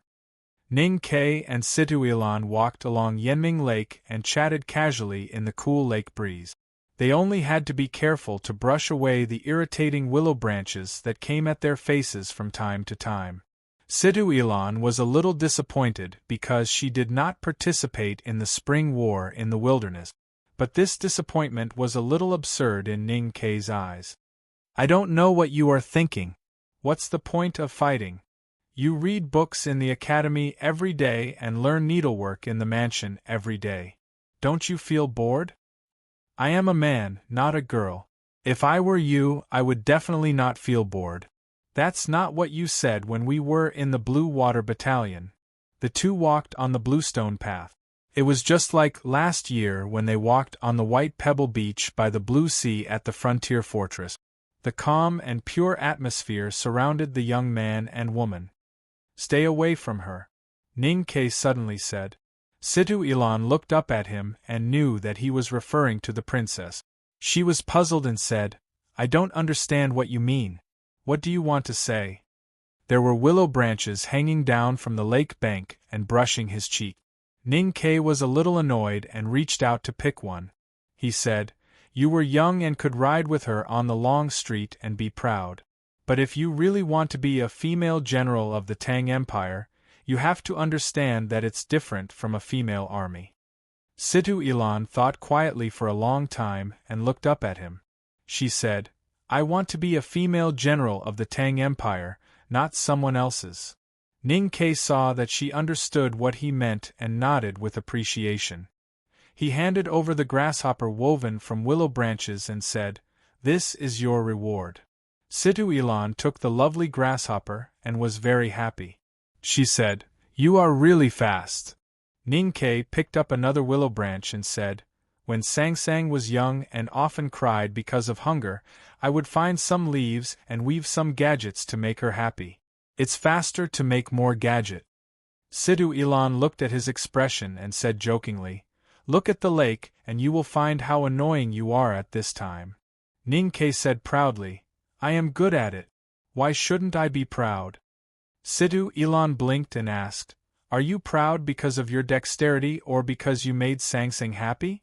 Ning Ke said, Both, but the latter is more. Situ Ilan gently coughed and asked with a smile, During those days, people in Chang'an City had been talking about you and the calligraphy attic. Many people, including Wu Tsai, had seen you holding hands with the calligraphy attic.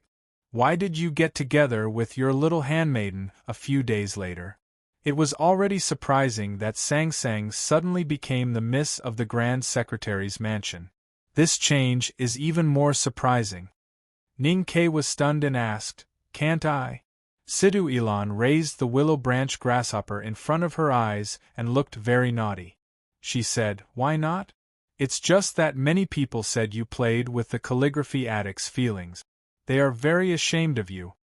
Ning Ke waved his arms and said angrily, How did I play with her? How did I play with her? I have become like this. What else do you want me to do? Besides, when did I hold hands with her? He stretched out his arms in the lake wind and protested indignantly, We did swim together, but where did my arms go? I didn't even touch her hands.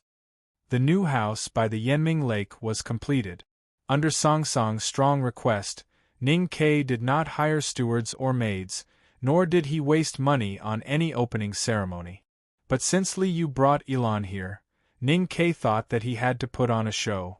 So he returned to the back of the mountain of the academy and invited his senior brothers and sisters to be guests. Just as he had expected, his senior brothers and sisters in the back of the mountain of the academy were not interested in this kind of thing at all. He felt a little relaxed, but also a little embarrassed. Unexpectedly, the next day Chen Pippi came with Tang Xiaotang. Ning Ke rowed and rowed the boat. Looking at the fat man lying on the bow, sighing and urging, he felt angry. He thought that it was Sang Sang who rowed on the lake and he enjoyed it. But after he came, he had to serve him. What kind of logic was this? Although he thought so, he could not say it out. Because the academy was most particular about, to be exact, second brother was most particular about brotherhood. Since Chen Pippi was the senior brother, he could naturally ask Ning Ke to do things. Even if Ning Ke had any opinions about it, he did not have the guts to reason with second brother. I say, can't you hurry up? Didn't you eat today? Chen Pippi looked at the boat that was about to disappear into the lotus field and saw Tang Xiaotang's figure on the boat. He was so anxious that he almost jumped and scolded Ning Ke through the oar and said angrily, You ate all the lunch. Where can I go to eat? See you tomorrow. To be continued. If you like this work, please come to Qidian. Come to vote for me. Your support is my greatest motivation. Chapter 443. 4 people and 2 boats, floating on the lake. It was a beautiful thing. Unfortunately, Tang Xiaotang and Sang Sang were in the same boat, so Chen Pippi had to take the same ticket as Ning Quebec. The boat was faintly discernible in the lotus field. Tang Xiaotang and Sang Sang were happily talking about something with some small things in their hand. Chen Pippi looked ahead and thought that it was such a pity that he couldn't get close to Xiaotang after he saved her from the clutches of his 3rd senior sister. What are they talking about? Chen Pippi asked. Ning Ke said, a few days ago, I made some small things with willow branches for Sang Sang. I haven't made them for many years, but she still likes them very much. She must show them to her friends. Chen Pippi was slightly startled. He looked back at Ning Ke beside the oar and said, I didn't know that you are a guy who knows how to please girls. Ning Ke sneered, do you think everyone is worse than a beast like you? It's been so many days. Haven't you got the girl yet? Chen Pippi lowered his head in shame and rubbed his hands nervously. He said, don't talk nonsense. Ning Ke shook his head helplessly and said, I can't tell that you are so thin-skinned just by looking at your fat face. Chen Pippi refuted with a lack of confidence, that's because the girl is thin-skinned. The boat sailed into the depths of the lotus field. The traces left by the iron kettle by the thunder and lightning had long disappeared. The green branches and round leaves covered the sky, which was very quiet. Sang Sang and Tang Xiaotang's boat rowed to an unknown place. Ning Ke put down the oar and walked into the canopy. He handed a pot of wine to Chen Pippi and whispered, Have you thought it through? Chen Pippi took the wine pot and carefully took a sip. Then he frowned because of the spiciness. After a long silence he said, How can I think about this kind of thing? But you should know who you are. Ning Ke said calmly, Although you still refuse to tell me, and I still don't know whether you are the son of the hierarch lord or the abbey dean, you are the pride and future of Haotian Taoism. Although the headmaster has raised you for so many years, you will eventually go back. Chen Pippi looked at the lotus field outside the boat and said blankly, Probably. Ning Ke said, Tang Xiaotang is from the devil's doctrine. Chen Pippi said in a low voice, Then what do you think we should do? Do your own things and think for yourself. Ning Ke said, I'm just reminding you that if you really want to return to Haotian Taoism, neither the West Hill Divine Palace nor the Jishou Abbey will allow you to marry Tang Xiaotang. Chen Pippi looked up at him and asked, Why did you choose Sang Sang instead of the calligraphy addict? That is a different kind of pain from what you are facing now. Ning Ke said bluntly, No matter what I choose, I will at most be laughed at and despised by others, or hurt the girl. But if you make the wrong choice, or if your determination is not strong enough, you will definitely face more than these, and Tang Xiaotang will be even more miserable.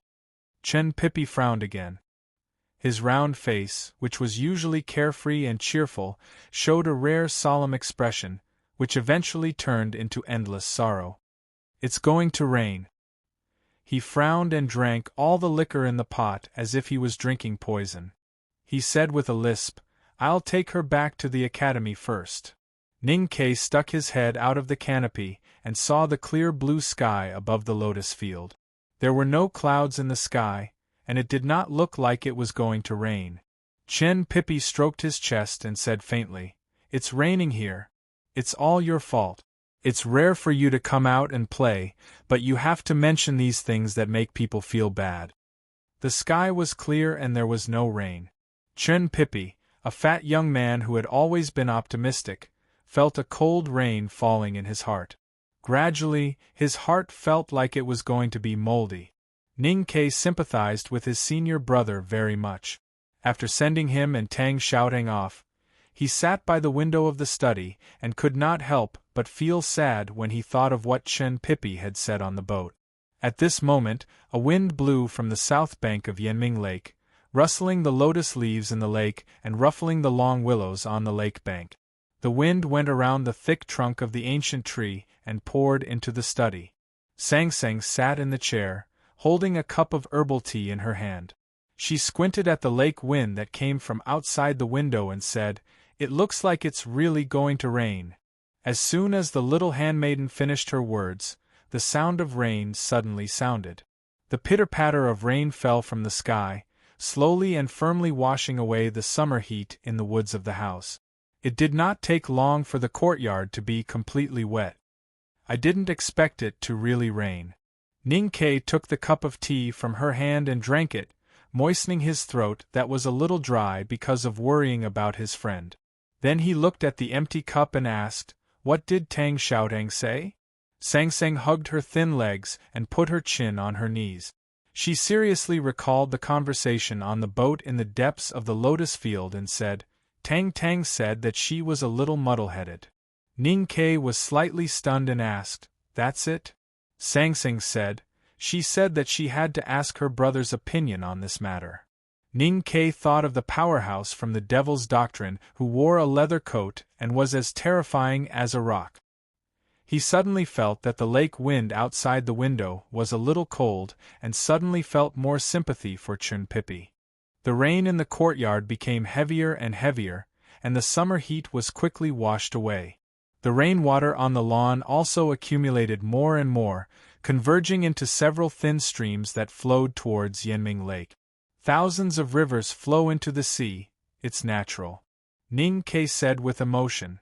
Sang Sang raised her head and gave him a puzzled look, not understanding what he was talking about. "What I want to say is that there are some things that we can only passively worry about, but we can't do anything about it. We can only silently watch it develop, and at most give our blessings." Ning-Kay looked at the heavy rain outside the window and said, "It's like the sky is going to rain and the young lady is going to get married." Sang Sang thought about it and hugged her legs tighter. There was silence in the courtyard. There was no sound, only the sound of rain. At this moment, there was a sudden loud knock on the front door of the house. "I told you to say it's going to rain, and now it's really going to rain. Did you not bring an umbrella? This is a guest from Haotian. You two can sleep here tonight, but don't expect me to lend you an umbrella. Sang Sang and I have set a strict rule since we were young. We can borrow people and lives, but we can't borrow two things. You can't borrow money, and you can't borrow an umbrella." The knocking in the front yard became louder and more urgent. It was obvious that the guy was not happy with the heavy rain, and he wanted to express his strong dissatisfaction by knocking. Ning-Kay was too lazy to care. He still imitated the eldest brother and walked slowly to the door, and kept nagging to make fun of the guy. "You want to say why you can't borrow an umbrella? Hey, this is a very long story, and I don't know if you are interested to hear it. You shouldn't have left just now. Oh my God, why is it you?" Ning-Kay's voice stopped abruptly when he pushed open the courtyard door. He looked outside with his mouth open, and his hands were still holding the heavy courtyard door. He was so stiff that he looked like he had been struck by lightning. He really felt like he had been struck by lightning at this time. It was not Chun Pippi and Tang shouting outside the house. It was a young Taoist girl in a blue Taoist robe. The young Taoist girl was soaked by the heavy rain. Her wide blue Taoist robe was wet, and her messy and sticky hair was on her forehead. She looked very embarrassed. She was holding a horsetail whisk in her hand, and the tail of the whisk was on her left arm, dripping water. No matter how one looked at it, being drenched was a very embarrassing scene. Therefore, the girl's eyes were no longer as cold and proud as before, but with a bit of anger and shame. But in fact, she did not look embarrassed at all. Her eyebrows were still so beautiful. No matter how the rain fell on her pale cheeks, no matter how angry her eyes were, she was still beautiful. Because she was recognized as one of the 3 most beautiful girls in the world. Ning-Kay pushed open the courtyard door and saw a beautiful girl in the heavy rain. Her cheeks were pale, and her hair was slightly messy. She looked timid and pitiful. Ning-Kay suddenly thought of many beautiful stories and strange stories, and then remembered a song that kept repeating, "You are so beautiful." Ning Ke believed that the beautiful Taoist girl outside the door was definitely more powerful than those vixens in strange stories. He also believed that she was more beautiful than those vixens. But he was not tempted. Because he did not want to court death. He did not even want to see her at all. Even though his cultivation state was much stronger now, he still did not want to see her. Therefore, his first reaction was to close the door.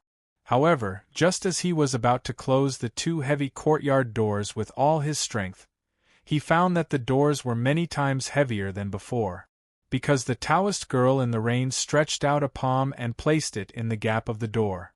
Ning Ke did not dare to think about how much blood he would lose under her Taoist sword if he clamped her hand and made it bleed.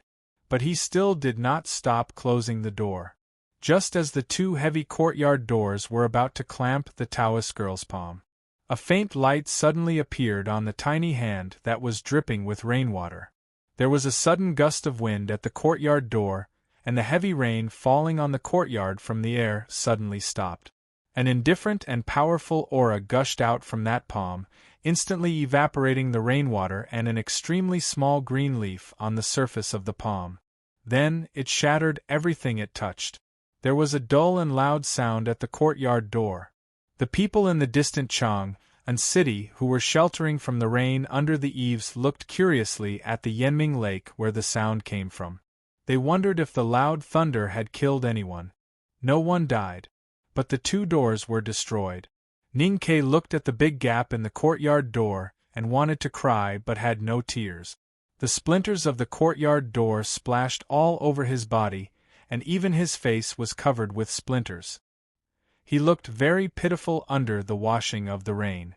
Looking at the fresh fragrant wood stubble gradually turning from white to gray in the rain, he thought of the money he had spent on the two courtyard doors. His expression became extremely painful. He looked up at the beautiful Taoist girl in the rain and trembled with heartache. He shouted angrily, "Yi Hongyu, you must pay for my door." Consecutive two-word chapter names. That's the end of it. Today's chapter names made me exhale deeply and feel extremely good. Today is Friday. I will accompany my parents to drink and play, so there is only one chapter left. I will write some more. There will be updates tomorrow and Saturday, because I asked for leave a few days ago. I will make up for it tomorrow. Have a good weekend. To be continued. If you like this work, please come to Chidian.com to vote for me. Your support is my greatest motivation. Chapter 444. The young Taoist priest in the rain was naturally Yi Hongyu. That night, after cutting open Chernbachi's eyes with a piece of thin paper, she left the Peach Mountain in indigo clothes and left the West Hill under the cover of the night. After a long journey to Chang'an and a heavy rain, she became even more exhausted and haggard. When she heard Ning Ke's question, she could not help but say angrily, "What can I do if I don't compensate you?"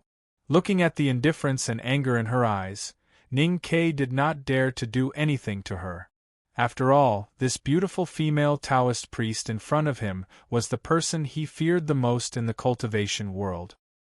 He brushed off the sawdust on his face and said in a distressed tone, "If you don't want to pay, then don't. Why are you so serious?" Yi Hongyu pulled him away from the door and barged into the courtyard. She said, "Find me a room. I want to stay." Ning Ke looked at the young Taoist priest walking into the deep courtyard and was stunned for a while before he finally came to his senses. He hurried to catch up with her and asked with a bitter face, "Why did you come to Chang'an? Why did you come to Chang'an? How did you know I lived here? Are you looking for a place to stay? How long do you plan to stay?" In the corridor, Yi Hongyu suddenly stopped and said, "I need some time to think about some questions." Ning Ke asked, "What? How long do you need to think?" Yi Hongyu reached out to pull the hair that was dripping from her forehead and said, "It shouldn't be too short." Ning Ke looked at the beautiful girl in front of him and said nervously, "You are the West Hill Tao addict. There are many people in the world who want to flatter you. You can think of anywhere in the world. I guess you know the way to the Revelation Institute, the Lank Temple and the Jisho Abbey. Why do you have to come to Chang'an? Do you really have to do it in my house? Yi Hongyu said, because Chang'an is the only place in the world that the Divine Hall cannot enter. Ning Ke gasped. He looked at her and asked in a trembling voice, You betrayed us too? Yi Hongyu frowned slightly and said, Why did you use the word also? Ning Ke said, The great divine priest of light also lived in Chang and for half a year last year. Yi Hongyu was silent and did not answer him. She turned and continued to walk to the end of the corridor. Her steps were steady and calm, leaving a trail of water in the corridor. Ning Ke quickly followed her and shouted angrily, Even if you didn't betray us, you must have offended some bigwigs in the Divine Hall. Then why should I offend those bigwigs in the Divine Hall? Even you have offended them and had to run away from home to avoid trouble? Yi Hongyu continued to walk along the winding corridor in the courtyard. She looked at the forest outside the corridor in the rain and said calmly, I said in the wilderness that I would kill you. Yi Hongyu said, The arrow you shot at Longqing on the snow cliff will be cancelled. What do you think? Yi Hongyu said, Yes, you can celebrate. Now that I've said that I won't try to kill you, you can start celebrating. The premise of this sentence is that she can kill you if she says she wants to. It was a simple sentence, but it contained a lot of pride, confidence, and even narcissism. Ning Ke was also a narcissistic person, but he had to put away all his narcissism when he was with the Tao addict, because he knew how terrible she was. At this time, hearing that she didn't try to kill him, although he was happy, he also felt a little humiliated. Suddenly, he raised his eyebrows and asked tentatively, Are you hurt? Yi Hongyu did not hide it from him and said directly, I haven't recovered from my injuries in the wilderness. The seemingly silent but extremely dangerous battle with Master Lotus at the front gate of the Devil's Doctrine would often appear in Ning Ke's mind. He was very clear about how important the Tao addict was in that battle and how serious her injuries were. However, he did not expect it to last until now. No wonder I feel that your state of cultivation seems to be much weaker. When I opened the courtyard door just now, I saw you drenched like a stray puppy in the rain. It was very pitiful. I was wondering why I felt that you were pitiful. Ning Ke looked at the girl's pale cheeks and thought of the past when they fought side by side in the front gate of the Devil's Doctrine. He felt a little emotional, but after a moment, he forced himself to calm down and said in a low voice, But since you are so weak now, I don't think I have enough bargaining chip. What's in it for me to take you in? They had reached the end of the 9-turn corridor. If they went further, they would be in the flower hall and the study. Yi Hongyu stopped and turned to look at Ning Quebec. She said calmly, If you think that my conditions are not enough, why don't we fight again? Ning Ke looked at her eyes that were like autumn water for a long time. He wanted to see a trace of uncertainty in the depths of her eyes, but he did not see it. If he could see a trace of uncertainty in the Tao addict's eyes, he would attack without any scruples, hesitation, or pity, just like when he shot Longqing by the Daming Lake. Because he was a cold-blooded and heartless person. He knew very well that the Tao addict was a rare person in the cultivation world who was as cold-blooded and heartless as himself. If there was a chance, no one would be willing to let the other go. Regrettably, Ning Ke saw tiredness, haggard, and even lost and perplexed in the girl's eyes, but he did not see her uncertainty about him. So Ning Ke shook his head and said with a smile, You must be joking. Yi Hongyu looked into his eyes and said seriously, You know I am not joking. Ning Ke was sure that Yi Hongyu's cultivation had been greatly damaged after she had forcefully lowered her state at the front gate of the Devil's Doctrine. He had reached the upper state of the see-through state after he had cultivated in seclusion in the cliff cave. In terms of cultivation, he was already above Yi Hongyu, but he was still not sure that he could defeat her. He did not know the tragic experience of Chunbachi, the commander of the upper state of the see-through state. He was just like the beasts in Min Mountain who felt the danger. So he continued to smile and shake his head. Then, like a very enthusiastic host, He stretched out his arm and led Yi Hongyu out of the corridor and into the main hall. Sang Sang stood at the threshold and watched him walk in with a drenched Taoist girl. Her face was full of curiosity and she asked, "Do you want to boil the bath water?" "Don't panic. Let me introduce you to the guest first." Ning Ke coughed twice and calmed himself down. He pointed at Yi Hongyu and said, "Don't be fooled by her messy appearance. In fact, she is a very great person. She is the powerful Tao addict who kills without blinking an eye that I often mention to you." Yi Hongyu said, "You still mention me often after returning to Chang'an?" Ning Ke answered honestly, "If I want to kill you, I will naturally talk about you often." Yi Hongyu nodded and said, "That makes sense." Ning Ke looked at the vigilant expression on Sang Sang's face and said with a smile, "She is indeed very scary. But only I need to be afraid. You don't have to be afraid, because she is your senior sister." Then, he walked to Sang Sang's side and put his arm around her shoulder. He said to Yi Hongyu, "My Sang Sang." Yi Hongyu felt that this petite handmaiden did not match the image of Sang Sang that she had imagined. But she did not show any expression of surprise. She calmed herself down and gently shook her horsetail whisk to greet junior sister Sang Sang. At this time, she was still wet. Rainwater dripped down her temples and horsetail whisk. The drenched Taoist robe clung to her curvy body, exuding a charming and seductive aura. But her expression was so calm and composed, like a dignified Taoist. Sang Sang was a little flustered. She half squatted down and slightly bowed to return the greeting. Then, she stood up and looked at Yi Hongyu's beautiful face and seductive curves under the wet clothes. She could not help but sigh softly, full of envy and yearning. Ning Ke was much calmer than before. He finally noticed that the Tao addict's green Taoist robe clung to her body. His eyes became brighter and full of envy. Yi Hongyu looked at them expressionlessly and asked, "Do I look good?" The master and the handmaiden nodded and praised, "Yes, you look good." Hearing this answer and looking at the two's confident expressions, Yi Hongyu could no longer maintain her cold expression like that of a glacier goddess. She took a deep breath and said, "I will go take a shower first, and then I will let you look to your heart's content." In the night, the pitter-patter of rain came from outside the window. Ning Ke opened his eyes and looked at the carved ceiling on the bed. He had no intention of falling asleep.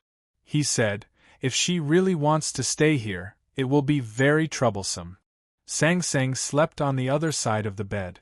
When she heard this, she lifted the thin veil and leaned against the headboard. She said very seriously, "Yes, it seems that we really need to hire a maid." Ning Ke naturally would not allow Sang Sang to serve others. He said, "We definitely need to hire a maid, but it is not troublesome. The trouble I am talking about is more troublesome." Sang Sang asked curiously, "What kind of trouble is that?" Ning Ke thought of the murderous figure in red that flitted across the forest under the snow cliff in the depths of the wilderness. He thought of the divine light above the Daming Lake and the bloody mess in the front gate of the Devil's Doctrine. He felt a strong chill even on this rainy summer night. His body suddenly became colder and colder. He had encountered many dangers in his life. After returning to Chang, and from the city of Wei and entering the world of cultivators, he had also encountered many dangers. But the one who really made him feel the shadow of death was the Tao addict Yi Hongyu. In the cultivation world, he had seen many powerhouses with profound states. Yi Hongyu was definitely not the strongest among them, but she gave him the feeling that she was the most dangerous. Because Yi Hongyu had a firm Taoist heart and was as ruthless as him. She really understood what it meant to fight and understand life and death. What happened in the West Hill Divine Palace that made Yi Hongyu flee in the night and resolutely seek refuge in Chang, and despite the hostility between the West Hill and the Tang Empire, there were not many bigwigs in the Divine Hall who could make the Tao addicts so embarrassed. Was it the great Divine Priest of Judgment or the Hierarch Lord? Ning Ke was very clear that if this matter was not handled well, it would really be a big trouble. Sang Sang said worriedly, Then how can we solve this trouble? If Yi Hong Yu can't solve the trouble, I naturally can't solve it either. But fortunately, I know many people who can solve the trouble of the West Hill Divine Palace. Ning Ke said, I will hand this trouble over tomorrow. Nothing happened that night, but the two did not sleep well. Especially Ning Ke, thinking of such a dangerous person as Yi Hong Yu sleeping in a guest room dozens of feet away. He felt nervous and uneasy. He did not fall asleep until the early hours of the morning. When he woke up, the summer rain had stopped and the sky was already bright. He hastily washed up and quietly left Yanming Lake with Sang Sang. They took a horse carriage to the academy. There will be more today, but the time is uncertain. To be continued. If you like this work, please come to Chidian.com to vote for me. Your support is my greatest motivation. Chapter 445. Ever since he became a student of the second floor of the academy, Ning Ke rarely went to the front yard. That was because it was awkward to interact with his former classmate. However, he was in a hurry to report the situation and solve the problem. He also remembered that it was late and the students in the front yard were in class, so he did not go through the side door. Instead, he brought Sang Sang to the meadow, passed the stone sign, and entered through the main door. The rain stopped, and the sun shone brightly. There was the sound of reading coming from one study room, and the sound of debate coming from another study room. The front yard of the academy was enveloped in a peaceful atmosphere. At this moment, an old voice came from classroom 3. The most basic and primitive is the most important. If you can't even understand a straight line, how can you understand the more difficult three-dimensional composition? What is a straight line? A straight line is an infinite straight line. Let me show you. After a while, a female professor wearing a blue gown walked out of classroom 3 with a piece of chalk in her hand. She looked serious and seemed to be drawing a straight line in the air. There was no end to the straight line. The female professor kept drawing with the chalk in her hand. Her footsteps were slow, calm, and persistent. Soon, she left classroom 3 and walked towards the instructor's lounge at the back of the academy. Seeing this, Ning Ke was dumbfounded. He patted Song Song's shoulder and led her to the lounge behind the female professor, forgetting why he had come to the academy. In order to visit Prince Long Qing in Chang, and Chao Jifeng, the associate professor of etiquette, used the excuse that the qi of heaven and earth had changed and it was not suitable for classes.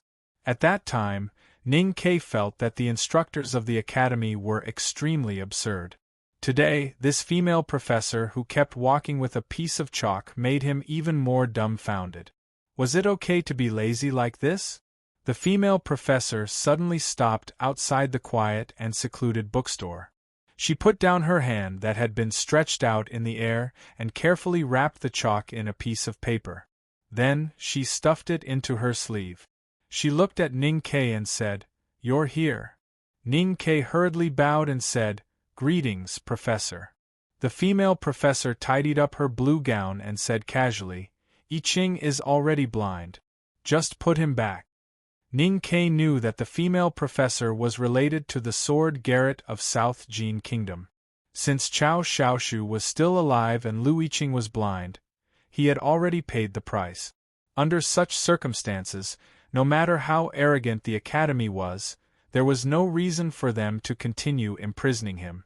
If they really wanted to put Lu Bai's brother under house arrest until he was old, did they really think that the Sage of Sword had no temper? The female professor looked at him and asked, "Is there a problem?" "No problem." Ning Ke said respectfully, "I will go to the back of the mountain to ask the teacher." The female professor said, "The headmaster wants me to ask for your opinion. Do you have any questions?" Ning Ke was stunned and said, "I have no problem." The female professor smiled, the wrinkles on her face like flowers, and said, "Is it all right?" Ning Ke said seriously, "I will." They followed the stone path up the Cloud Gate array and entered the back of the mountain of the academy. They walked around the mirror lake and looked at the waterfall. Ning Ke bowed and said, "Yi Hong Yu has come to Chang'an." The only response he got was silence, as well as the wind blowing from the valley towards the thatched cottage. There was someone in the cottage, but no one was willing to talk to him. The headmaster of the academy sat in the cottage, motionless despite the wind blowing around him. His hair and beard fluttered in the wind, and he looked intoxicated, like an immortal. However, what was placed in front of him was not a zither, but a messy dining table. Eldest brother and second brother sat beside the headmaster of the academy. The news that the Tao addict had left the West Hill Divine Palace and come to Chang, and did not surprise the three people in the cottage at all, let alone shock them. Ning Ke thought in distress, it seems that this can really solve the problem. However, you think it is a small matter, but for me it is a big headache. He coughed twice and said loudly again, Ahem, she is living in my house now. Second brother looked at him coldly and said unhappily, Can't you see that the teacher is doing something important? Ning Ke thought to himself, what important matter could there be in front of a table full of leftovers? It is nothing more than the headmaster of the academy bragging about his cooking skills, and you and eldest brother are flattering him. The headmaster of the academy waved to the outside of the cottage and said, The strawberry smoothie is just about to melt. It is the most delicious time. You are lucky, come in and have a bowl. Ning Ke was not in the mood to eat the strawberry smoothie, so he helplessly took Sang Sang into the cottage. Second brother looked at him and sighed in his heart. He walked to the table and moved the leftovers aside. Then, he half knelt down and began to divide the strawberry smoothie in the big porcelain bowl into plates. The first plate was, of course, dedicated to the great teacher, the second to the great eldest brother, and the third to the great second brother. There was not much smoothie left in the big porcelain bowl. Ning Ke scooped it into a plate and was about to take it aside to eat. Unexpectedly, he heard the headmaster of the academy say, Give it to the girl. Ning Ke was startled and handed the plate of smoothie to Sang Sang with a bitter face. Sang Sang smiled embarrassedly and then picked up the bamboo spoon. She scooped a spoonful of smoothie and put it into her mouth. After tasting it carefully for a moment, a happy smile appeared on her slightly tanned face. Ning Ke asked curiously, Is it really that delicious? Sang Sang held the plate in one hand and the spoon in the other. She nodded seriously. Ning Ke lowered his voice and said, Feed me. Sang Sang looked at the headmaster of the academy and said with her head down, This is for me. Ning Ke was annoyed and sneered, Eat more if it's delicious. The headmaster of the academy was very happy to see Sang Sang eating happily. He waved his hand and said, Eat less even if it's delicious. Girl, the coldness in your body has not been completely dispelled. It's not good to eat too much of these cold things. Sang Sang gently agreed and carefully picked out the strawberry pieces from the smoothie. The headmaster of the academy seemed to remember Ning Ke's existence at this time and asked, What did you just say? Ning Ke said respectfully, The Tao addict came to Chang and Anne is now at my home. I don't know what happened in the West Hill Divine Palace that forced her to leave Peach Mountain. Second brother said indifferently, Even the divine priest of light could leave West Hill.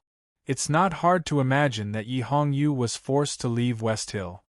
Ning Ke said, But the West Hill will definitely know that she came to Chang and what if they want her? Second brother frowned slightly and said unhappily, The West Hill once asked for your Sang Sang. Did you give her to you? Ning Ke said, That's different. Yi Hongyu is not my family. At this moment, eldest brother said with a gentle smile, Since the Tao addict is also in Chang, and why not let her become a disciple like Xiaotang? The headmaster of the academy laughed and said, I heard that the little girl is good. Ask her if she is willing to learn from me. Ning Ke was stunned. He did not expect that the headmaster would propose such an idea so casually. He thought of Chun Pippi's story and the time when Prince Long Qing came to the second floor to take the exam as promised. He could not help but speculate that the teacher's greatest hobby in this life was to make all the genius disciples of Haotian Taoism his own student. What kind of hobby was that? Of course, Ning Ke did not want Yi Hongyu to enter the academy. But since it was the headmaster's idea, he had no right to make any suggestions as a student. Suddenly, he thought of the headmaster of the academy talking about the cold air in Song Song's body. He suddenly realized that he had not been able to cure Song Song's old illness all these years and had forgotten that there was such an immortal in the back of the mountain of the academy. Headmaster, can Song Song's old illness be cured? The headmaster of the academy looked at Sang Sang, who was concentrating on picking strawberries, and sighed. He said, "The cold air in this girl's body is congenital and caused by the extremely cold rain. She has suffered a lot these years. Even the best doctor in the world can do nothing about it." Ning Ke thought that Song Song's illness had decreased a lot in the past 2 years. Wasn't it self-healing? He could not help but panic and said, "Headmaster, you can't just stand by and do nothing." The headmaster of the academy said, "I don't need to do anything about it." Ning Ke did not expect the headmaster of the academy to be so heartless. He suddenly became angry and said, "If you don't do anything, I will. I will drop out of the school."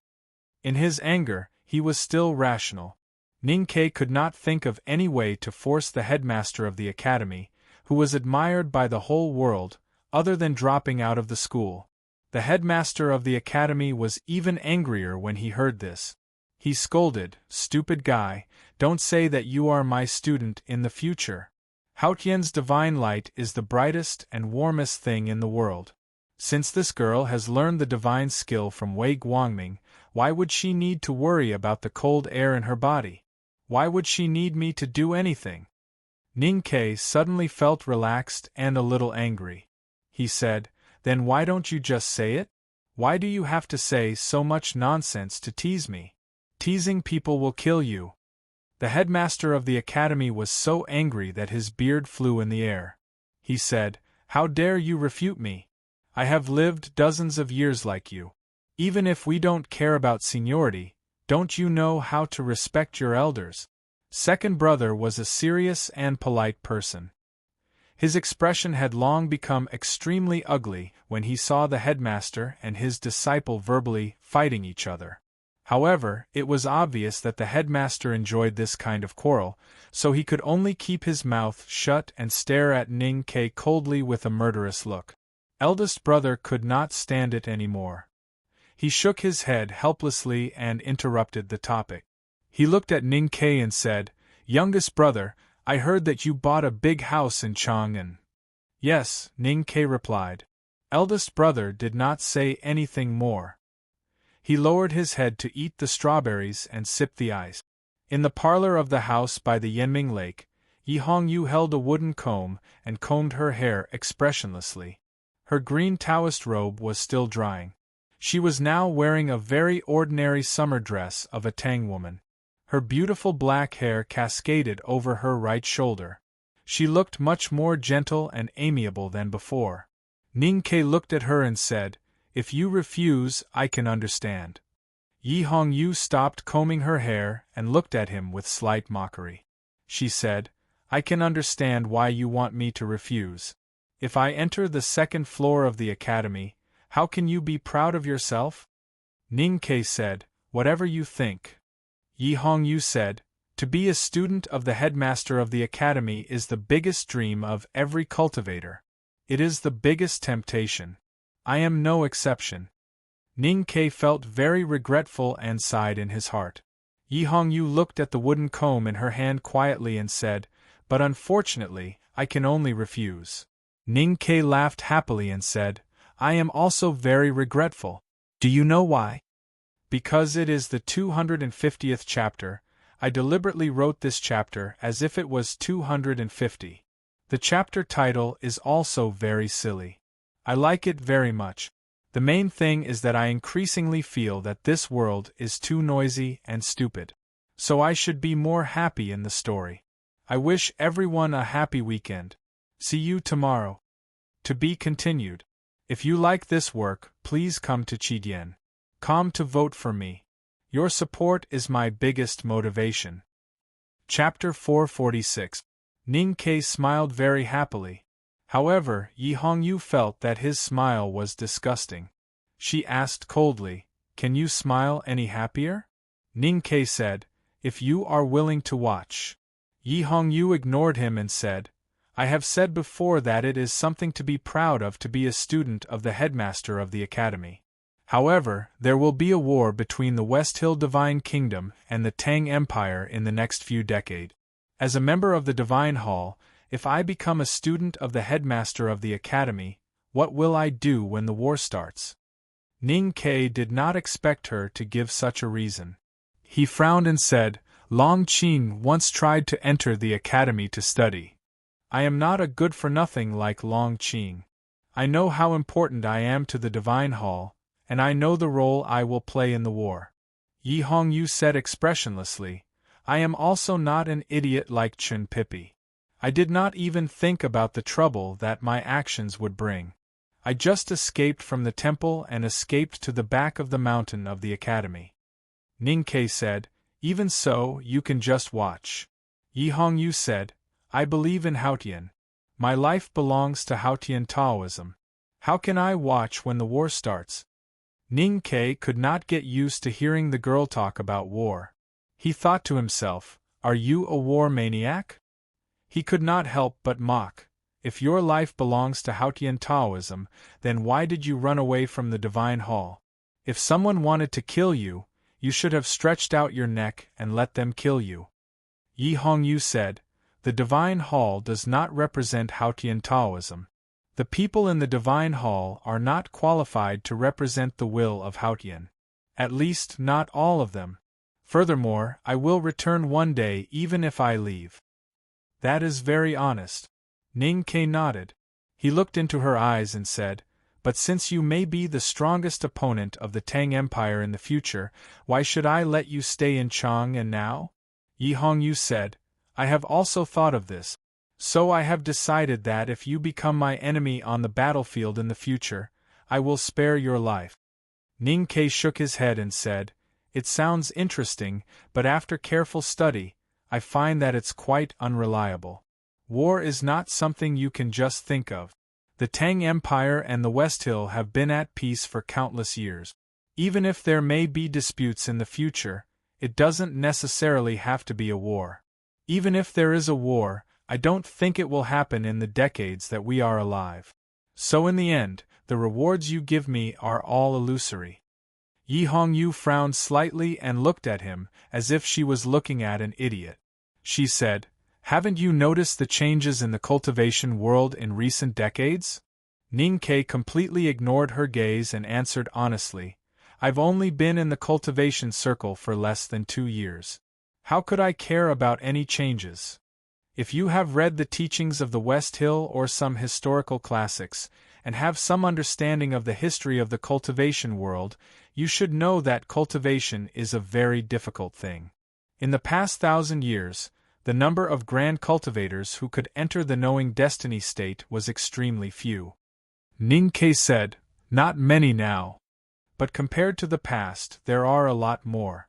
Yi Hongyu said expressionlessly, "Starting from Mr. Ku of the Academy, the cultivators in the world have continued to climb toward the knowing destiny state and even beyond. Let's not talk about the people of the generation of Divine Lord Lotus. Now, Mr. First, Mr. Second, that guy Chun Pippi, many powerhouses of the West Hill Divine Palace, 7 Leaves, my brother, the 2 temples of the Buddhism sect and countless temples of Haotian Taoism. There are already many people who have entered the knowing destiny state. Even though my state has been damaged, it is inevitable that I will enter the knowing destiny state." Yi Hongyu said as if she was saying that cabbages should be fried instead of boiled. Ning Ke shook his head. She looked at him and continued, "Even a guy with poor aptitude and slow comprehension like you can still advance so quickly. I think there will be a day when you will also enter the knowing destiny state." "What are you trying to say?" Ning Ke asked confusedly. "The overall strength realm of the cultivation world has been constantly improving over the past few decades. Although the experts of the previous generation are still at the top, A new generation of experts has already emerged on the ground like the stars in the sky. Yi Hongyu said, everything in the world is fixed. Haotian's fate will has already arranged their positions. Why are there so many powerhouses? I can't explain it now. I only know that when the stars are crowded in the starry sky, they will definitely collide and attack each other. With so many powerhouses appearing in the world, there will always be a need for war to wipe out the weaker ones. Ning Ke was silent for a long time after listening to these words. He did not completely accept Yi Hongyu's seemingly calm but actually fanatical reasoning. But deep in his heart, he vaguely felt that something was indeed going to happen in the cultivation world. Yi Hongyu looked at his eyes quietly and said, I don't care about the fate of others. But since Haotian wants me to be one of the stars, then I must be the brightest one. Ning Ke looked up at her and said seriously, if there is a day when we really fight, then no matter who wins, let's look at the fallen stars in the sky and reminisce. Yi Hongyu's reason for refusing to enter the academy had left a shadow in Ning Ke's heart. That shadow was not a shadow, but just vaguely pointing to some mountain wonders in front of him. It did not make him feel vigilant or uneasy. Instead, it made him, like Yi Hongyu, have an infinite desire for the unknown future. But he had to hide that shadow deep in his heart, because he had more urgent things to deal with now. Today at the back of the mountain of the academy, eldest brother asked about the new house by Yanming Lake. Ning Ke casually answered, and eldest brother did not continue to ask. The conversation seemed casual, but Ning Ke knew that it was definitely not the case.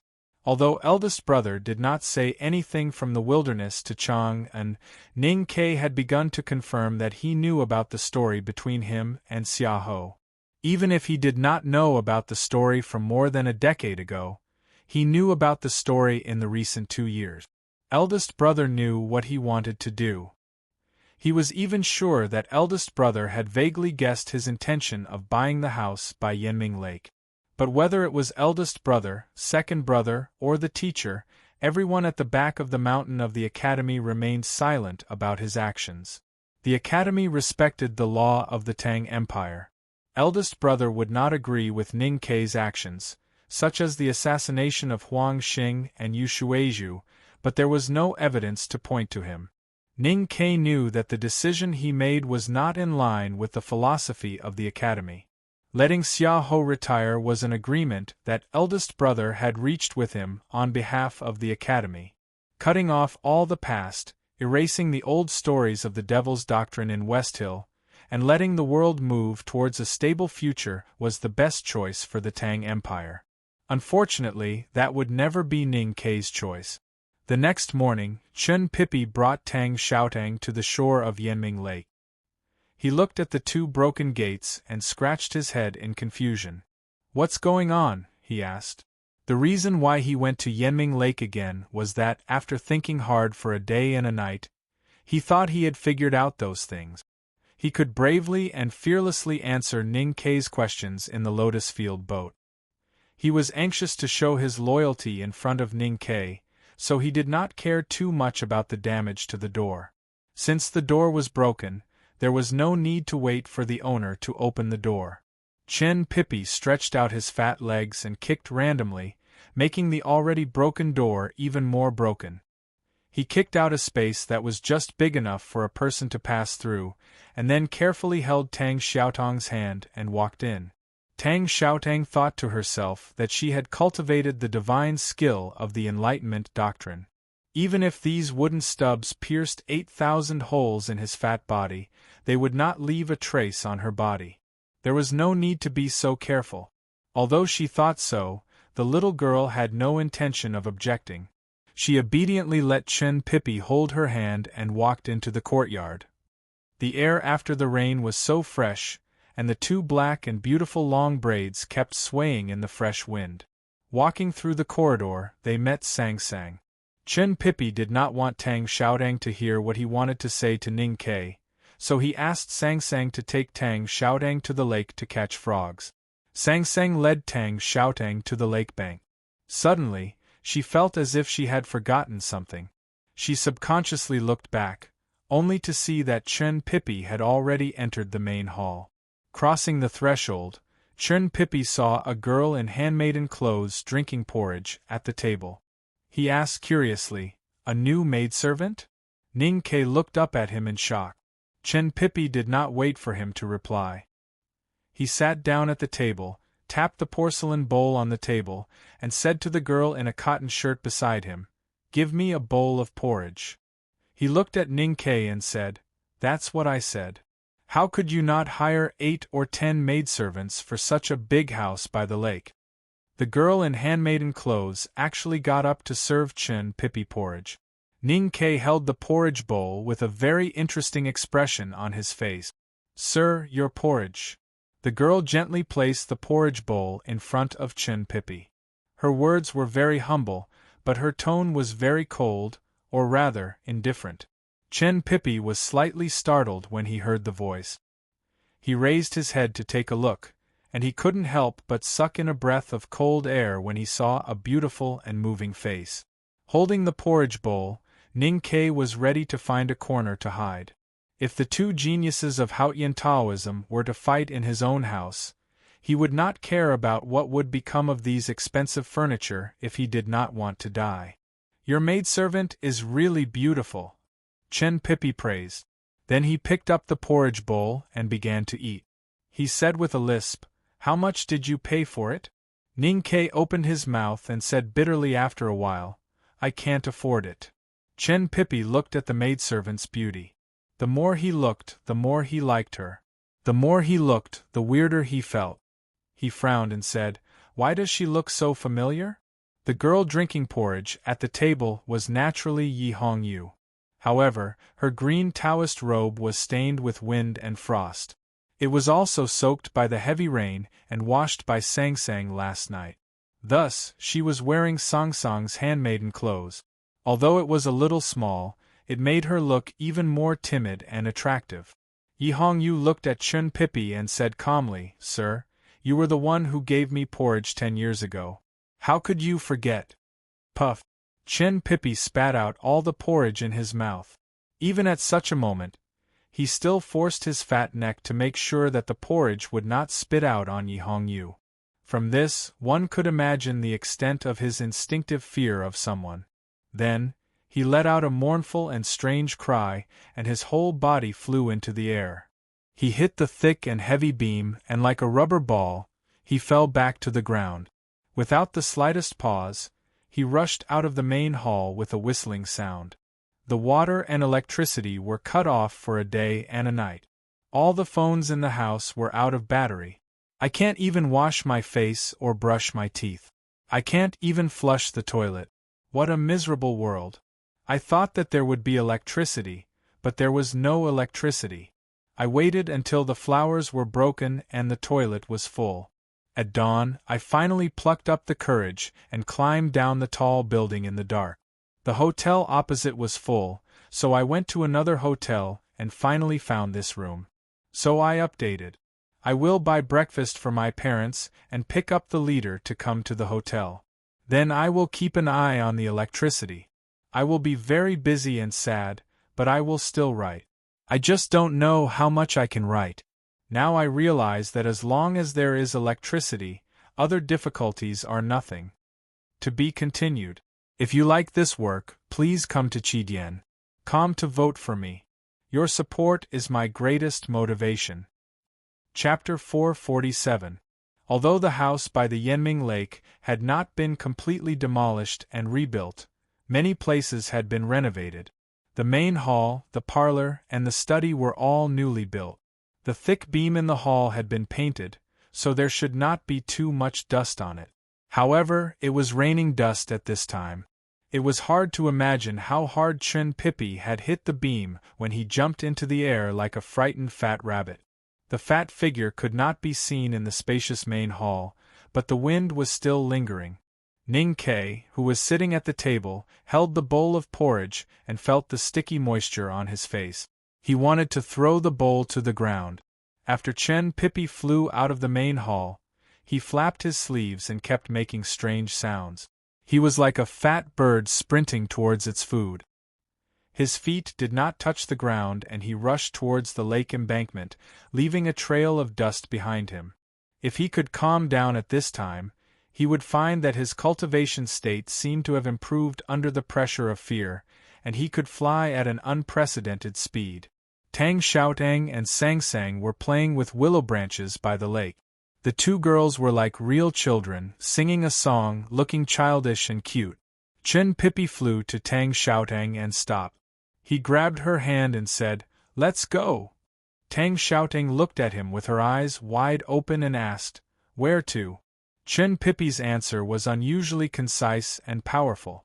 "Back to the academy." "Why?" Tang Xiaotang was even more puzzled. Chen Pippi said in a trembling voice, "There is a monster in this house." If she was an ordinary girl who had just fallen in love, she would not think about whether her partner's words were credible or not.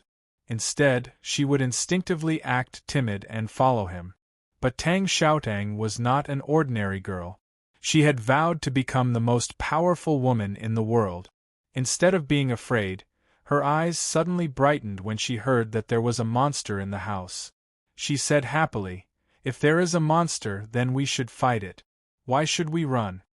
Chen Pippi looked at Tang Xiaotang's braids swaying in the wind and was extremely distressed. He wanted to run, but he had to stop. Because if Tang Xiaotang did not run, how could he run? At this moment, Ning Ke and Yi Hongyu took a shortcut from the side door of the main hall and walked towards the lake. Tang Xiaotang looked at the beautiful girl in the handmaiden uniform beside Ning Ke and was confused. She rubbed her eyes subconsciously and confirmed that it was Yi Hongyu. She could not help but be surprised, and her already bright eyes became even brighter. Brighter than the sun in the lake. She slowly clenched her fist. Chen Pippi quickly stood in front of her and said, "Calm down, calm down." Ning Ke walked to the front of the two, and became angrier when he saw Chen Pippi's humble appearance. He said sarcastically, "Calm down? I feel that you, senior martial brother, are the least qualified to say that." Chen Pippi had never been willing to suffer losses in front of Ning Ke, let alone in front of Tang Xiaotang. He was even more unwilling to lose face. The man's vanity and pride successfully alleviated some of his fear. He turned around and stared into Ning Ke's eyes, but he refused to look at Yi Hongyu, who was beside him. "How am I not calm?" Ning Ke sighed and said, "It is not that you are not calm. You are afraid. I don't understand what you are afraid of. This is Chang'an, not West Hill." Chen Pippi adjusted his standing posture unnaturally and stared at Ning Quebec. He still refused to look away, as if he was trying to convince himself that Yi Hongyu did not exist beside him.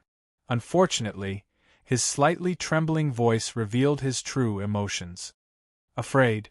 I am afraid of what? Who is afraid?" Ning Ke pointed at the millet porridge on his face and body and said angrily, "Look at this! Am I not afraid that you will spit rice? You don't dare to spit it on her face. Are you going to spit it on my face?" Tang Xiaotang then noticed that Ning Ke's face and body were covered with millet porridge. It looked disgusting, but she found it funny when she thought about it. Sang Sang hurried forward and took out a handkerchief from her sleeve to wipe Ning Ke's face. Ning Ke took the handkerchief and said angrily, "I will do it myself. Don't get this guy's saliva on you." Sang Sang turned to look at Chen Pippi and did not say anything. She just sighed. Chen Pippi was already extremely embarrassed when he saw the porridge that he had spat on Ning Quebec. When he saw Sang Sang sigh, he wanted to jump into the Yanming Lake beside him. Yi Hongyu looked at him and said, "If you jump into the lake, many of the fish in the lake will be crushed by you. And it will be difficult to climb back up after you jump in. It will be even more embarrassing then." Chen Pippi looked at her beautiful face and wanted to cry. He thought that they had not seen each other for so many years. How could she still know what he was thinking? Tang Xiaotang looked at him and asked in confusion, "Are you really going to jump into the lake?" Chen Pippi nodded obediently. Yi Hongyu was a little surprised and said, "You are much more honest than when you were young." Chen Pippi was embarrassed and angry. He gathered his courage and retorted, When was I not honest when I was young? Yi Hongyu said calmly. You peeped at me bathing when you were young. Everyone was silent. The lake was also quiet. The willow branches on the embankment swayed gently in the wind. The wind was not still. Tang Xiaotang looked up at Chen Pippi and asked, Did I look good? Chen Pippi nodded honestly and said, Yes. Tang Xiaotang said, Is that why you ran away when you saw her? Chen Pippi nodded again. Tang Xiaotang thought for a while and said, Then you fell into her trap. I fought with her and know that she is a female gangster. Maybe she deliberately tricked you to look. Chen Pippi was a little confused. He scratched his head, as if he had discovered the truth. Yi Hongyu said calmly, Fatty Chen, do you think so too? Chen Pippi thought about it seriously for a long time, then shook his head honestly and said, Although we both know very well that you were indeed thinking of a way to drive me away, peeking at you was indeed my own decision. I didn't think of anything else at the time, I just wanted to humiliate you. Then he hurriedly added, Because you often humiliated me in the monastery. Tang Xiaotang turned and walked to the other side of the embankment. Chen Pippi was anxious and said, I was still a child then. She was not old either. Ning Kei's gaze fell on Yi Hongyu's chest. He wondered how big it was a few years ago. Yi Hongyu felt his gaze and was slightly angry. Ning Kei coughed twice and looked at Chen Pippi. He sighed and said, It turns out that the two of you had such a past. Then I can't help you. Although you were young at that time, such an ugly behavior is really hard to accept. Sang Sang looked up at him and shook her head. She said, When you were young, you peeped at those sisters bathing. You asked me to keep watch outside the female bathhouse. Ning Kei showed an awkward expression and walked to Chen Pippi's side consciously. The electricity is on. I went home from the hotel. When the elevator stopped, I climbed up to buy food for my parent. My whole body is sore today. I am really tired. Let me write slowly. Also, today is Monday. Please vote for me. To be continued. If you like this work, please come to Chidian.com to vote for me. Your support is my biggest motivation. Chapter 448. Tang Xiaotang walked along the embankment to the wooden stack. After being exposed by Sang Sang, even though Ning Kei and Chen Pippi stood awkwardly together, he could not help but fly into a rage out of humiliation. He asked her to accompany Tang Xiaotang with the reason that he was worried. Only the three of them were left under the willow embankment. Chen Pippi looked at Tang Xiaotang walking away and shouted helplessly, Are you angry because of this? Tang Xiaotang did not turn around. Her clear and bright voice echoed on the lake. I'm not angry because of this. I'm angry because you ran away when you saw her. I'm not afraid of her. You are already in the knowing destiny state. How can you be so afraid of her? It's really embarrassing. The little girl grew up fighting with snowfield direwolves and hot sea ferocious fish. From the shoes on her feet to the black braids behind her, every detail was full of optimistic fighting spirit. It was hard for her to understand where Chen Pippi's fear came from.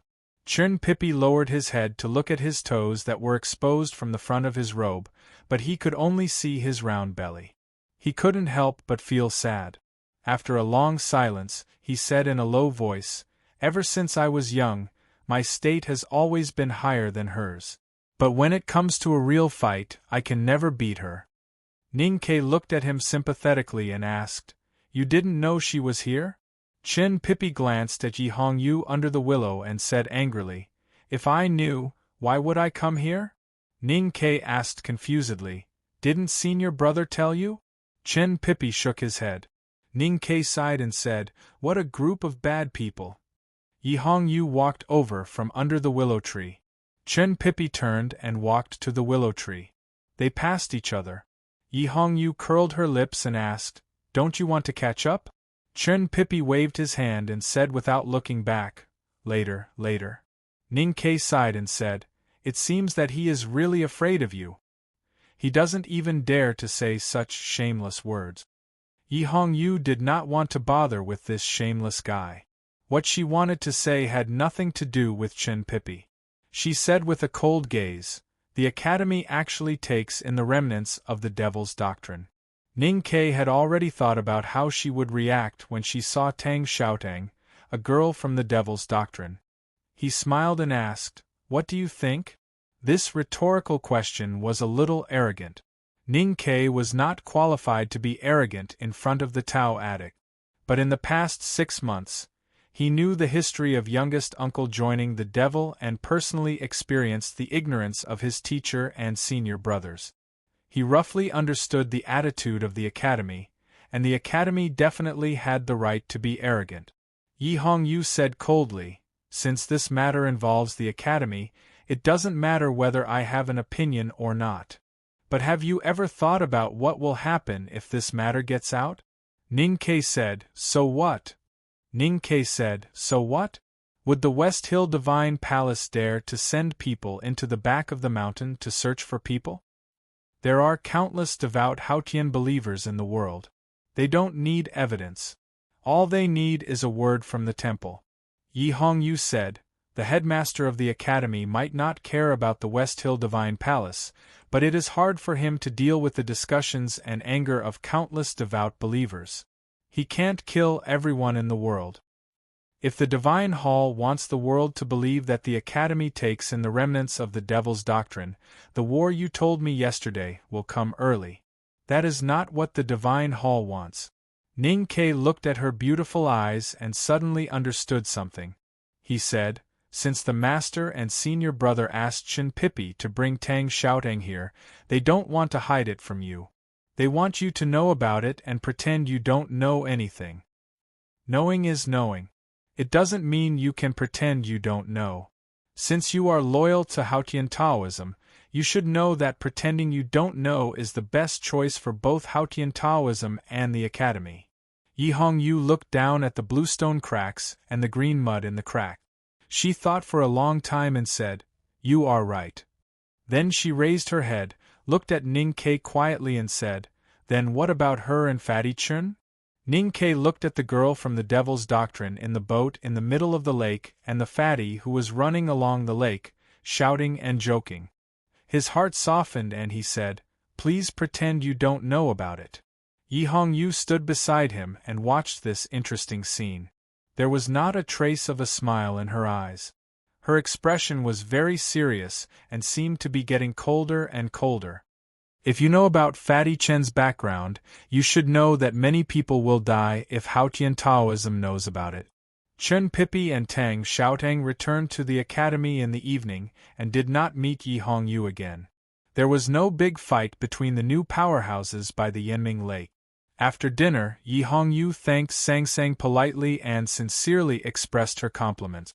Then, she returned to her room with the dried green Taoist robe.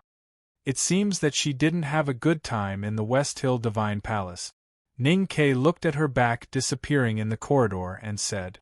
Sang Sang put away the bowls and asked casually, "How did you know?" Ning Ke looked at the messy bowls and plates on the table and said, "I can't believe she ate such disgusting dishes so happily and thanked you repeatedly." Sang Sang said uneasily, "I told her that I should be the one to cook. Now she thinks that I made these dishes. She must think that I am a bad cook." Ning Ke said, "You are my handmaiden, so you can only serve me. Why should you serve those outsiders? Besides, you are the successor of the Divine Priest of Light and have a higher status than her in the West Hill Divine Palace. She should be the one to serve you." Sang Sang did not say anything. She made him a pot of tea and went to wash the dishes. Ning Ke sat beside the flower rack by the window, holding a teapot and looking at the sky where the red clouds were turning black. His brows gradually furrowed. He was thinking about something.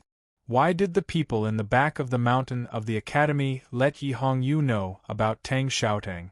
Could it really be an extremely arrogant declaration? Or did they inform the West Hill in advance to show respect?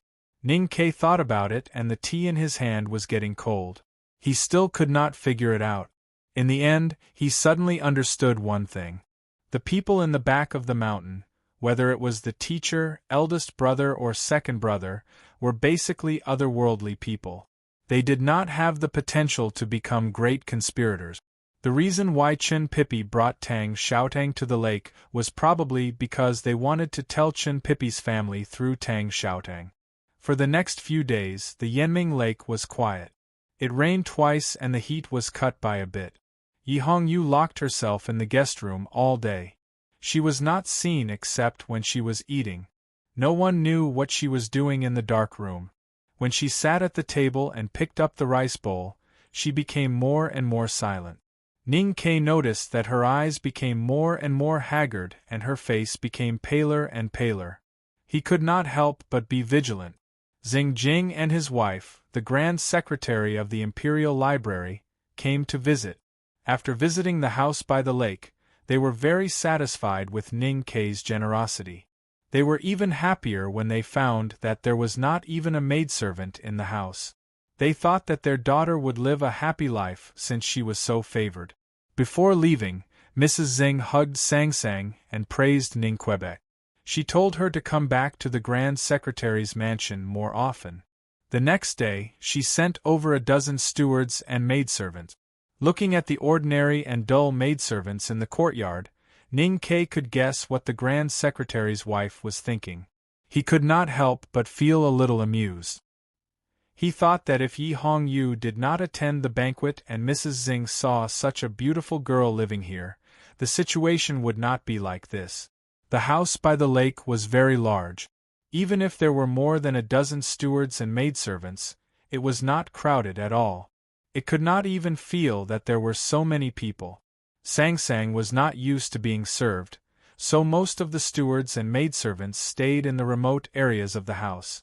The flower hall and the study were still quiet. The days passed slowly. The summer was getting hotter, the lake wind was getting hotter, and the cicadas were getting noisier. In the house by the Yanming Lake, there were still 3 people eating and 2 people living. Yi Hongyu was still like a ghost, staying in the quiet guest room all day. One day when Ning Ke came back from the academy, he took a cold shower and asked Sang Sang, who was wiping his body. He found out that Yi Hongyu did not even have dinner that day, and his expression gradually changed. Ning Ke had always admired and even feared this girl, the Tao addict. In his opinion, when the whole world was destroyed, probably only people like him and the Tao addict could survive. Moreover, he did not think that there was any friendship between him and the Tao addict, so he did not care about her life at all. But he couldn't just watch her shut herself off like this and become an idiot. Because that would be a pity. The cicadas were chirping, one louder than the other. The guest room by the Yanming Lake was next to the pier, and one could faintly hear the sound of the lake water beating on the shore not far away. Ning Ke walked along the stone path into the quiet yard and gently knocked on the door. There were some sounds in the room, as if someone was tidying up. When the door opened, he saw a face that was still beautiful but exceptionally pale. The sky was full of stars shining into the courtyard, and the girl looked more and more haggard. Ning Ke was shocked and asked, "Are you sick?" "You are sick." Yi Hongyu looked at him expressionlessly and said, "Why are you looking for me?" "I am busy." Ning Ke ignored her and walked directly into the room. He looked around and did not find any trace of her cultivating any secret skills of the Devil's Doctrine, such as the practice of Taotai. Then he noticed that the bed was still as clean as new, as if no one had slept in it these days. He could not help but be surprised. "You haven't slept these days? Meditation is enough to replenish energy, and sleep will waste more time. Meditation is meditation, and sleep is sleep. There is no one in this world who knows this better than me. What do you want to do? What are you in a hurry to do?" Yi Hongyu's voice was a little weak, and she said, "I have said that I need some time to leave the West Hill and come to Chang'an City. Time is very important to me now." Ning Ke turned to look into her eyes and said seriously, "Although I don't care about your life, and I know that there must be some bigwigs in the West Hill Divine Palace who want you to die, you are after all the Tao addict. If I let you die in my house, there will definitely be big trouble. I don't want to cause trouble. And please continue to cast your precious recommendation votes. Thank you. To be continued. If you like this work, please come to Chidien.com to cast your recommendation votes and monthly vote. Your support is my greatest motivation. Chapter 449. It was a hot summer night. The starlight was like snow, but it was impossible for it to be cool. Yi Hongyu's face was as pale as snow, and her voice was as cold as ice. However, it made people feel as if she was not in the guest house by the lake, but in a snowy winter. I won't die, so you won't be in trouble.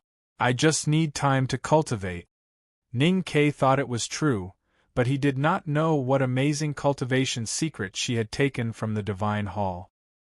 He said softly, "Cultivating alone is cultivation, and so is cultivating with each other. If you encounter any bottleneck, you may want to discuss it with me. Maybe it will help you." Yi Hongyu said coldly, "Will you be so kind?" Ning Ke said calmly, "Cultivating with us can be a win-win situation." Yi Hongyu said calmly, "You said that even Chun Pippi did not dare to humiliate me with such obscene words. I did not expect you to be such a boring person."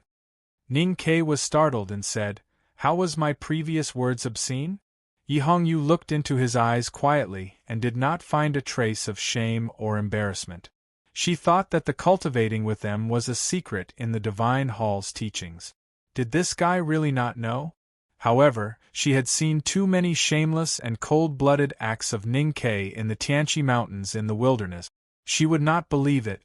She said, "You are a student of the headmaster of the academy. Why do you want to steal from me?" "I said I don't want to steal anything from you. I just want to study with you." Ning Ke paused and said with a smile, "All right, I do want to learn something from you. Although the academy has everything, there are no classics about divine skills." "You know divine skills?" He stared into her eyes and said, "I saw your golden light by the Daming Lake." Yi Hongyu said, "Divine skills are a secret of Haotian Taoism." Ning Ke said, "Sang Sang is the successor of the divine priest of light. She is qualified to learn divine skills. However, the great divine priest of light died too early, so she did not understand many things." Yi Hongyu frowned slightly. Ning Ke said, "What are you worried about? Are you afraid that your disciple will starve to death? Are you afraid that Sang Sang will become the most powerful young man in West Hill?" Yi Hongyu said, "Are you trying to provoke me?" Ning Ke said, "Yes." Yi Hongyu said, "Since I know it is a provocation, why would I agree?" Ning Ke smiled and said, "Because you are the most powerful Tao addict. Are you worried that Sang Sang will surpass you?" Yi Hongyu said expressionlessly, "I never worry about something that will never happen." Ning Ke asked, "Then why didn't you agree?" Yi Hongyu thought for a long time and asked, "What will you give me in exchange?" Ning Ke answered seriously, "Rent." Yi Hongyu looked at him quietly and said, "I still underestimated you." Ning Ke asked, "How shameless." Yi Hongyu nodded. Ning Ke turned around and walked out of the room. Yi Hongyu looked at his back and suddenly said, "You can't listen. She can't tell you." Ning Ke stopped, looked back at her and said seriously, "I swear by the headmaster's character." Ning Ke felt it was a pity that he could not find out Yi Hongyu's secret and gain some benefits from it. But he believed that as long as the Tao addict continued to live in Chang'an, he would find a chance. Lying on the big bed, he held Song Song's snow-white and ice-cold feet just like he had done in the past 10 summers, enjoying the cool summer that only he could enjoy. "I don't understand why she agreed, but this is a good opportunity. Among all the people I have met in the West Hill Divine Palace, only this woman can make me admire her. It doesn't matter how much you cultivate the divine skill. I believe that you can get rid of the cold disease in your body faster." Sang Sang felt her feet itch, so she rubbed them and gently hummed. Ning Ke looked at the silver starlight outside the window and listened to the sound of cicadas. He suddenly felt the feet in his arms warm up, but his mind was calm and peaceful. He thought that he had traveled with the calligraphy addict and now lived with the Tao addict. Long Qing might be dead, and the flower addict might come for revenge. Maybe he could turn the enemy into a friend, and then he would have a relationship with the 3 addicts in the world. It would be a good story. While he was feeling proud, the silver starlight outside the window suddenly turned into the heavy snow in front of the red wall in Chang'an in winter. He thought of the woman with black hair like a waterfall and picturesque eyes in the snow, and he could not help feeling lost. Sang Sang had always been able to sense his subtle emotions since she was a child. After a moment of silence, she sensed that Ning Kei's mood was a little strange. She asked curiously, "What are you thinking about?" Ning Kei pinched her little feet and said, "Nothing." He thought that it was a little helpless for a life that was difficult to even fantasize about. No matter what the reason was, Yi Hongyu agreed to cultivate divine skills with Sang Sang. Although Sang Sang's talent and potential in divine skills had long been recognized by the Great Divine Priest of Light and the Great Divine Priest of Revelation, she had spent the first 15 years of her life cooking, washing vegetables, and cleaning tables. Her theoretical understanding of Haotian Taoism's divine skills was very different from that of the Tao addict. Sang Sang nervously walked into the secluded residence. Then the room, which had been quiet for a long time, gradually became bright, and a solemn atmosphere spread with the wind. Fortunately, it was a midsummer day, so it was not too conspicuous. That night, Ning Kei and Sang Sang had a serious discussion in bed for a long time. After confirming that he really did not have the talent to cultivate Haotian Taoism's divine skills, he decided to respect the headmaster's character. From then on, he did not ask Sang Sang or try to peep. When Sang Sang walked into the residence again, he stood in the courtyard where several plum blossoms were planted, waiting quietly. The plum blossoms naturally would not bloom in summer. The old twigs had a special kind of beauty, just like his mood at this time. Although he did not gain anything from this matter, it was also good if Sang Sang could gain something. That night, Yi Hongyu was eating a bowl of white rice. Suddenly, she looked up at Ning Kei and said, "Do you know how talented your little handmaiden is in cultivation?" Ning Kei shook his head and then nodded. He said, "I know it is very talented, but I don't know exactly how talented." Yi Hongyu said calmly, "Very talented. So talented that if I were you, I would be so ashamed that I would hit a pillar when I thought that my handmaiden's cultivation talent was so much higher than mine." Ning Kei laughed happily and said, "When I take a bath, no one sees me naked. I am still chaste. Why would I play the game of hitting a pillar like those women in the yamen?" Yi Hongyu looked at him and suddenly said, "When this matter is over, I will definitely kill you, even if it causes a war between the West Hill and the Tang Empire." Ning Kei gasped and said with emotion, "So I am so important now?" Studying the divine skill with Sang Sang did not bring much change to Yi Hongyu's life. She still stayed in the guest room for a long time. She was still focused and even a little crazy in her cultivation. Under the sunlight, she stared at the sword torn from the paper in a daze. Occasionally, she would walk out of the guest room and murmur to the sky in the courtyard. She stroked the bent old plum and seemed to be lost in thought. Her face became paler and her eyes became brighter.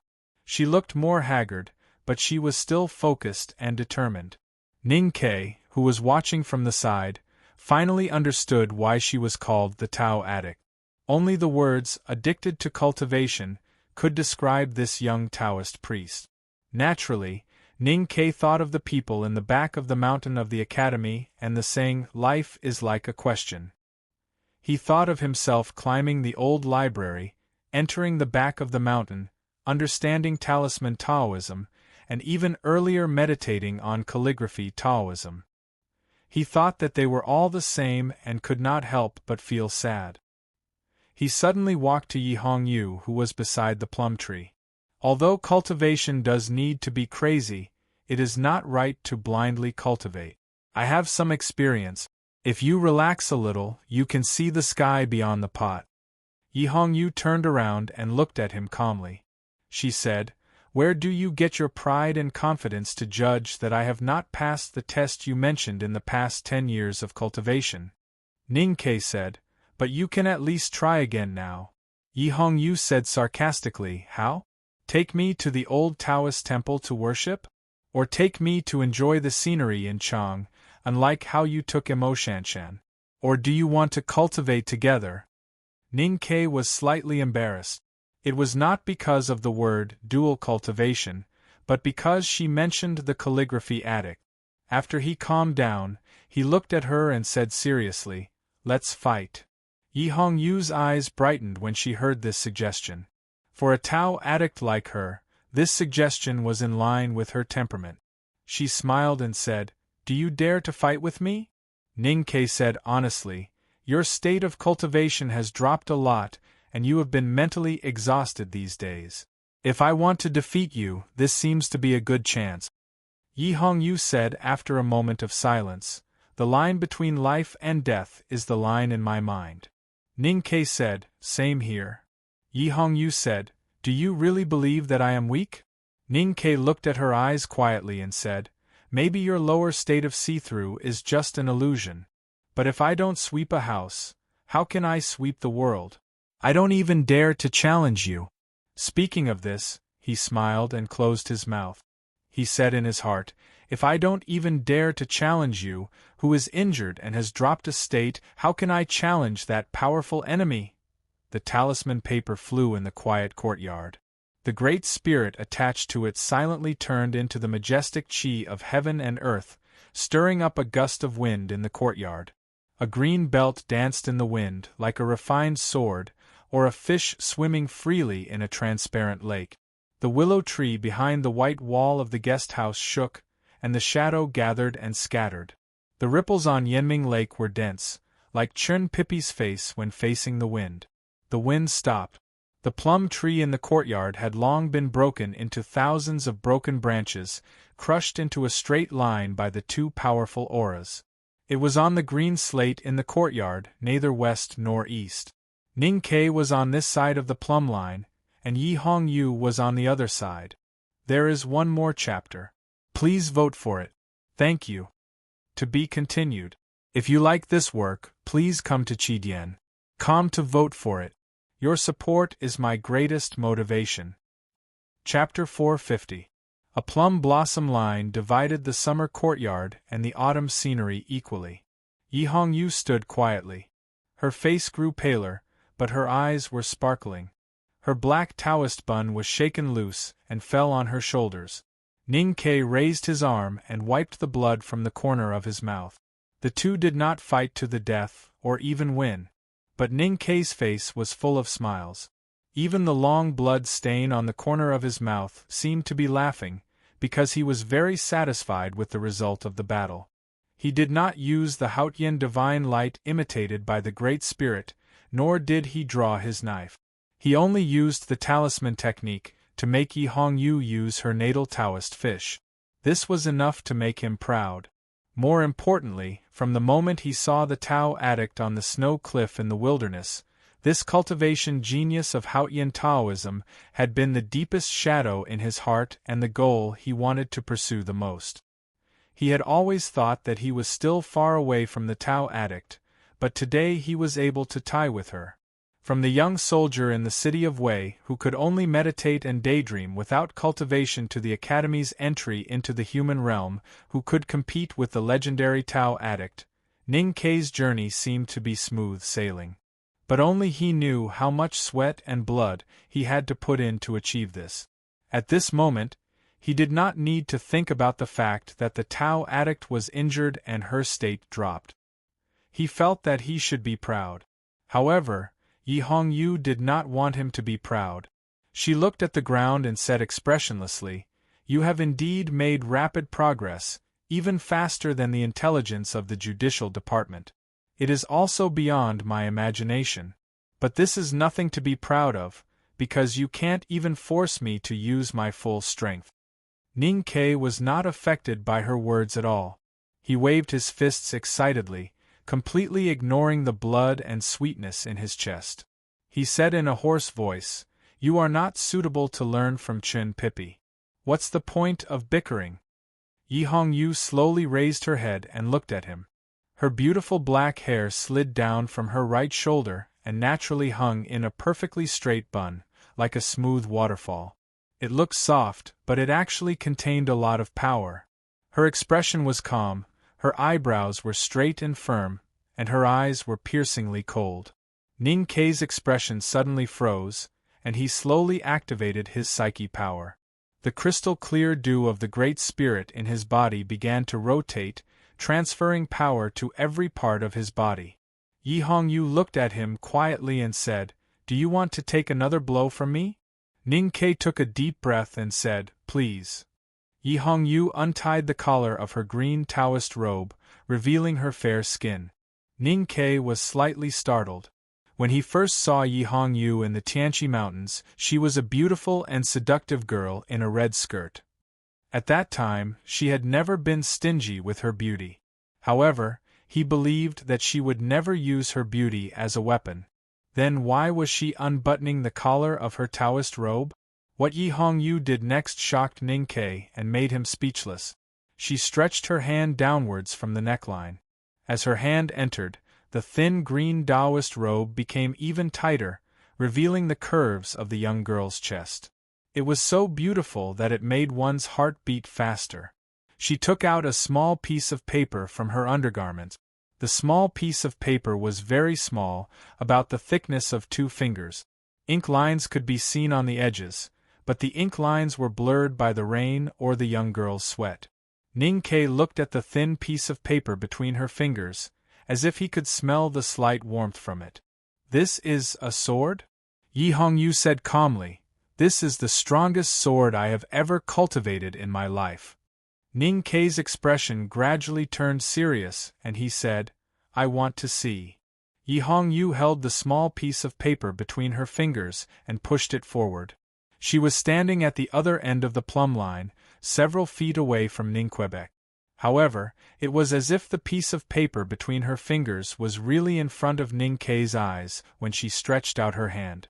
Ning Kei understood that Yi Hongyu's action of pushing the piece of paper forward was an extremely cold action of drawing a sword. Then he clearly saw the ink lines on the edges of the paper. Then he saw an extremely sharp and extremely powerful sword. The sword did not have any real external shape. There was only an endless, terrifying sword style that was like a great river coming from the sky. The sword style proudly laid across the courtyard and stopped on the plumb line, quietly in Yi Hongyu's hand. It spewed towards Ning Kei's eyebrows, using an invisible intent to form a visible wound. Ning Kei felt a great sense of danger, and the great spirit in his body suddenly circulated violently. However, the sword was too fast, and the sword style was too sudden. The sword style completely ignored time and enveloped his entire body in an instant. Before he could react, the sword had already struck him. The sword momentum formed by the sword essence of the paper sword did not have any actual sharp blade. Like a turbid wave, it directly smashed over. The enormous power contained in the sword momentum directly knocked him off the ground. Like a fallen bird, he flew backwards and finally crashed heavily into the wall of the courtyard, making a muffled sound. The newly painted wall dust fell off, revealing the black bricks inside. Ning Kei sat under the wall and spat out a mouthful of blood. The dust from the wall was all over his face, and when he was washed by the blood, there were many ravines on his clothes. It was a tragic sight. He raised his hand with difficulty to wipe the blood off his chest, and looked at the thin piece of paper that Yi Hongyu was holding in between her slender fingers. His eyes were filled with horror. "What is this sword?" Yi Hongyu did not tell him. Ning Kei naturally did not know that the piece of paper between her fingers was the world's strongest powerhouse, the sage of sword Liu Bai. He had condensed half of his life's sword Taoism into a clumsy sword style. It was universally acknowledged that the Tao addict's talent in cultivation was peerless. However, she had pondered for so many days and still could not completely understand this thin paper sword.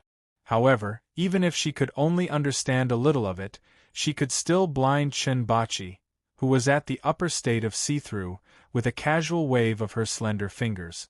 How could Ning Ke resist it? Yi Hongyu walked past the line formed by the plumb line and nodded slightly to Ning Ke, who was in the corner. She said, "Thank you." After saying this, she turned around and returned to the guest room. Ning Ke supported himself against the wall and stood up with difficulty. He looked at the closed door thoughtfully. At this time, he could already confirm that Yi Hongyu's secret was that small paper sword. The reason why she said thank you to him was probably because she had finally made some progress in her cultivation after today's battle. However, he did not understand.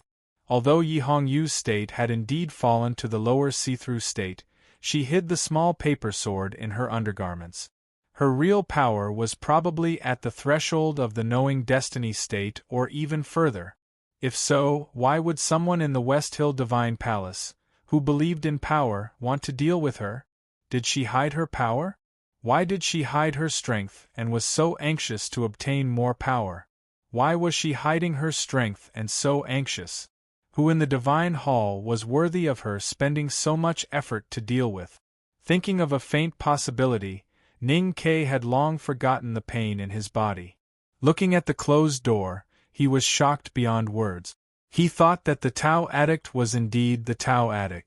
Not only was her cultivation state higher than his, but even what she wanted to do was more vigorous than what he wanted to do. After the parting battle, Ning Ke and Yi Hongyu studied or fought together many times. These two young people who were best at fighting in the cultivation world fought in the courtyard, in the lotus field, under the shade of willow trees, and among the cliffs. The more they fought, the more they felt like they were fighting with another version of themselves in the world. They were intoxicated and crazy with the battle. However, Yi Hongyu did not use the thin paper sword in the following battles, and Ning Ke did not win any of her battles. Fortunately, the so-called life and death battle was just an excuse to put pressure on himself before the battle. Otherwise, he would have died even if he had 9 lives. Without the paper sword, Ning Ke still could not win against the Tao addict. He had lost so many battles. If it were an ordinary person, he would probably be frustrated to the point of numbness and give up. However, he did not feel this way at all. He cherished the opportunity to fight with the Tao addict and kept learning from it. Ning Ke wanted to see the small paper sword again, but he admired Yi Hongyu's changes in Taoism law in the battle. It was a powerful thing to know everything. What was even more powerful was Yi Hongyu's speed and decisiveness in choosing which Taoism law to fight with. It was as if she had already guessed what he was going to do before he attacked. Other than the primordial 13 arrows, Ning Ke had used all his means in the battle these days. He had even used the Haotian divine light that was imitated by the Great Spirit, but he still lost badly. At this moment, he recalled the battle by the Daming Lake last year. Yi Hongyu had used the ice fish formed by the lake water to dissolve the primordial 13 arrows. Ning Ke was sure that it had nothing to do with calculation, but her instinctive reaction. He could not help but feel that it was even more terrifying. This kind of instinctive reaction could completely pull apart an enemy of the same state in battle. One morning, Ning Ke, who had lost another battle, looked at Yi Hongyu under the shade of willow trees. He finally could not control the confusion in his heart and asked, "How did you do it?" In these days of battle, Yi Hongyu had also learned a lot. Her body had become much healthier, and she had made progress in understanding the paper sword. Moreover, she had once again confirmed the fact that Ning Ke was not the opponent with the highest state she had ever met, but he was the most difficult opponent she had ever met. This man was not like ordinary cultivators who could only use flying swords and talismans to attack foolishly. He could really fight. Because she had confirmed this fact, she also confirmed that among the disciples of the second floor of the academy, Ning Ke should be ranked in the top 3 on the kill list, only after Mr. First and Mr. Second. But that was all in the future. She did not mind Ning Ke becoming stronger now because she had enough confidence. Therefore, she decided to teach Ning Ke some things.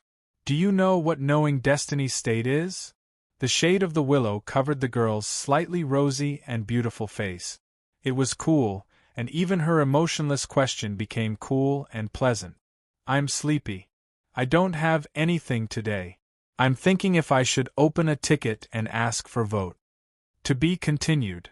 If you like this work, please come to Chidien.com to vote for me. Your support is my biggest motivation. Chapter 451. 2 years ago, on the journey from the city of Wei to Chang, and Liu Qingchen once told Ning Ke what the knowing destiny state was. Later, when he entered the academy and left the old library at night, he also asked Chen Pippi to show him the knowing destiny state. At that time, the sky was covered with stars, and the fish in the wetland lake were suspended in it, like still objects in amber, or kites in the transparent sky, which was very magical. Unlike the see-through state, where you only understand the rules of the qi of heaven and earth on the surface, you have mastered the rules of the qi of heaven and earth in essence. You can understand the origin of the world and clearly capture the connection between Haotian and all things in nature. Only then can you know the destiny and truly achieve Tao. Yi Hongyu said, entering the knowing destiny state means you have entered the ranks of grand cultivators. If you can even know the destiny, you can naturally perceive the slightest changes in the qi of heaven and earth. Then in a battle, no matter what the enemy does, they can't surpass their experience and perception. This is the real horror of the knowing destiny state. Ning Ke looked at the reflection of the willow branches in the lake and thought for a long time. Then he asked, "But you are now only in the lower see-through state. Why do I still have such a hard time fighting with you?" "I have crossed that threshold and entered the knowing destiny state," Yi Hongyu said. "Once I have seen it, I can't forget it. So even if my state keeps falling, my consciousness is still in the knowing destiny state. Naturally, you are no match for me." The willow branches on the lake bank swayed with the wind. The drooping branches and leaves touched the surface of the lake from time to time, causing ripples. They were like dragonflies skimming the water, breaking the reflection on the water into pieces. Ning Ke looked at the swaying lake and the willow shadows and asked in a low voice, "So, if I want to defeat a grand cultivator in the knowing destiny state, I have to cross that threshold first?" The 5 states of cultivation are very strict. It is basically very difficult to challenge someone in a higher state without any special circumstances. But from the perceiving state to the no-doubt state, and from the no-doubt state to the see-through state, with the right time, place, and people, with some help, there are occasionally successful challenges. Yi Hongyu said, "For example, last year on the snow cliff in the wilderness, you shot Long Qing with 1 arrow. Also, before I entered the see-through state, I defeated an instructor of the Revelation Institute who was in the middle state of the see-through state." But the knowing destiny state is the real peak of cultivation. It is beyond the mortal world, and there is an insurmountable gap between it and the other 4 states. If a cultivator in the see-through state wants to challenge a grand cultivator in the knowing destiny state, it is like a mantis stretching out its forelimbs to stop a carriage on the road. He is destined to be crushed to death. Ning Ke looked at the water reptiles that were chasing Lu Ying on the surface of the lake and asked calmly, "I just want to know if there are any successful cases. Just one is enough. If you want to see the battle between me and Chen Pippi as a real example, then I can tell you that I can defeat him at any time. But you should know that this is a special case. Other than that, in the West Hill Classics, there has never been a case of a see-through state cultivator successfully challenging a knowing destiny state cultivator." Ning Ke's face looked a little disappointed.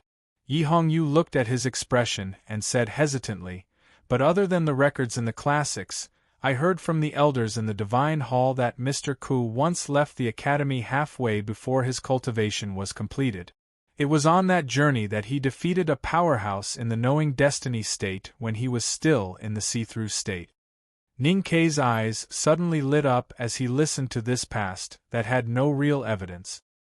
He was very clear that there was an infinite gap between him and youngest uncle, no matter in cultivation, talent, or any other aspect.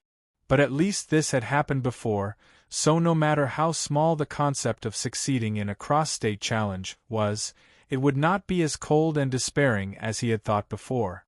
He turned to look at the girl under the shade of the willow and asked, "The powerhouses in the peak state of martial arts and the powerhouses in the Devil's Doctrine. How should their states be calculated?" The concept of the peak state of martial arts originated from the Devil's Doctrine. Yi Hongyu said, "This state is similar to the knowing destiny state, but they take two completely different paths. The knowing destiny state refers to the understanding and mastery of heaven and earth. The powerhouses in the Devil's Doctrine pursue extreme power and create another world within themselves. They do not communicate with the outside world at all and try to replace Haotian. Although this cultivation concept is extremely evil and arrogant, I have to admit that it is extremely powerful." Ning Ke looked at the girl's gradually stern eyes and suddenly asked, "The Taoist sect and the Devil's Doctrine are incompatible. All the disciples of Haotian Taoism that I have seen, whether it is you or Chun Pippi, hate the Devil's Doctrine to the extreme. Now that Chun Pippi has started dating a girl from the Devil's Doctrine, I still don't understand. The Divine Hall should know very well that Xia Ho is a remnant of the Devil's Doctrine. Why do they allow him to live so well?" Yi Hongyu looked at him quietly as if she understood why he would ask such a question. She also understood the undisguised coldness and sarcasm in his tone. The West Hill Divine Palace protects the world on behalf of Haotian. They need power, especially when the Tang Empire still exists. The Divine Hall needs power even more, and Xia Ho is one of the most powerful powers in the world in the past decades. Yi Hongyu said calmly, "Xia Ho is a broadsword that can split mountains and seas. Both the Divine Hall and the Tang Empire want to hold this broadsword in their hands. The two have fought for decades to form this complicated situation. Xia Ho is a very useful broadsword for the Divine Hall. He is a broadsword of the highest level in the Tang Empire and even the military. How could they bear to let him go?" The blazing sun shone on Chang and city. The wind blew from the Yanming Mountain on the south bank, bringing with it a sense of dryness. Even with the ripples of the lake and the shade of the willow trees cooling down, it still made people feel a little stuffy. It was quiet on the lake bank and willow trees. After an unknown period of time, Ning Ke looked at Yi Hongyu and said seriously, "I need power now." Yi Hongyu was silent. Ning Ke looked into her eyes and continued, "What you need now is time and in fact power." Yi Hongyu said, "I don't deny that."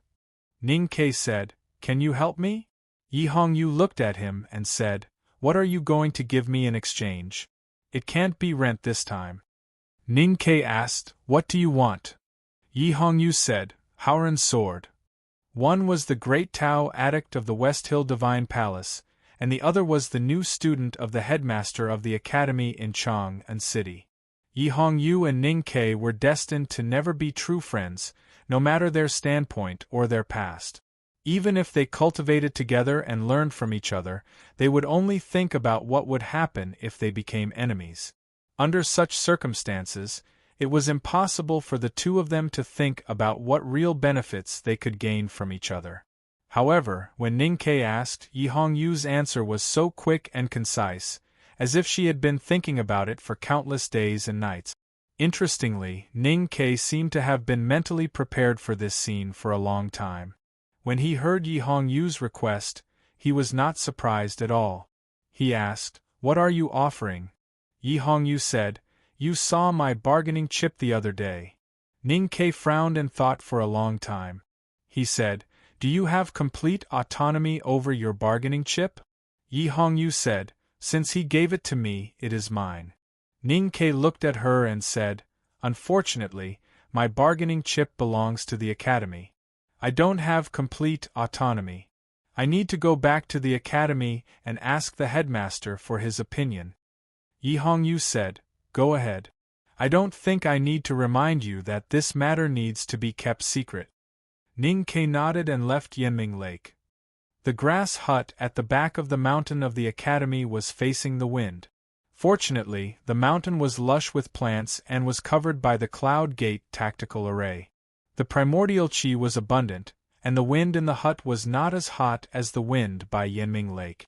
The headmaster sat on the futon with a book in his left hand and a pen in his right hand. He was copying something. Ning Ke sat cross-legged on the futon by the desk. Ever since he arrived at the back of the mountain of the academy and entered the grass hut, he had been sitting on the futon for a long time under the headmaster's orders. The history book on the desk had been moved forward for 2 years. He had tried to speak during this period, but the headmaster did not respond at all. He was still focused on copying the book, as if his young disciple's words were just the wind blowing in from outside the hut. The headmaster casually threw the yellowish and old book in his left hand onto the desk. He put the pen on the inkstone, rubbed his wrist, and stretched. Ning Ke stood up as fast as he could. He took out a towel from the basin and wrung it dry. He handed it to the headmaster and poured away the remaining tea on the desk, replacing it with a hot one. "You can't rush things." The headmaster threw away the towel and picked up the slightly hot teacup. He gently blew the foam on the surface and said, "Just like tea, how can you drink it if it's too hot?" Ning Ke was only thinking about how to get the thin paper sword on Yi Hongyu's chest and did not listen to his teacher's words. He rubbed his hands nervously and said, "But this hot tea is going to get cold if we don't drink it now." The headmaster turned to look at him and said with a smile, "If that's the case, you can drink that cup of tea yourself. Why bother asking me? In the whole back of the mountain, you have always been the one with the most ideas." Ning Ke had no choice but to listen to the instruction and warning hidden in his words. His body suddenly stiffened and he said with a bitter face, "I don't have the money for the tea.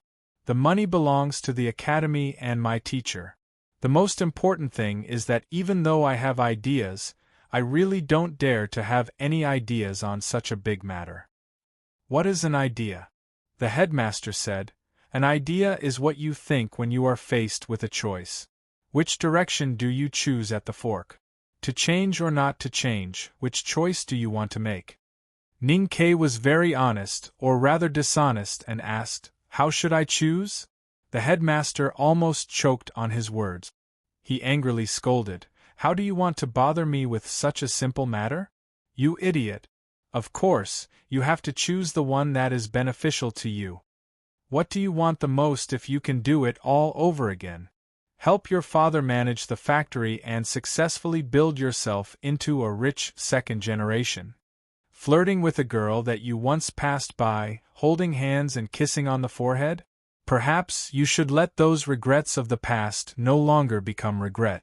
P.S. There are more today. I will continue to write. To be continued.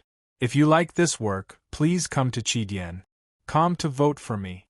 Your support is my greatest motivation. You're tuning in to the Phoenix Nights YouTube channel. Don't forget to subscribe and join us on this journey to catch the most captivating stories.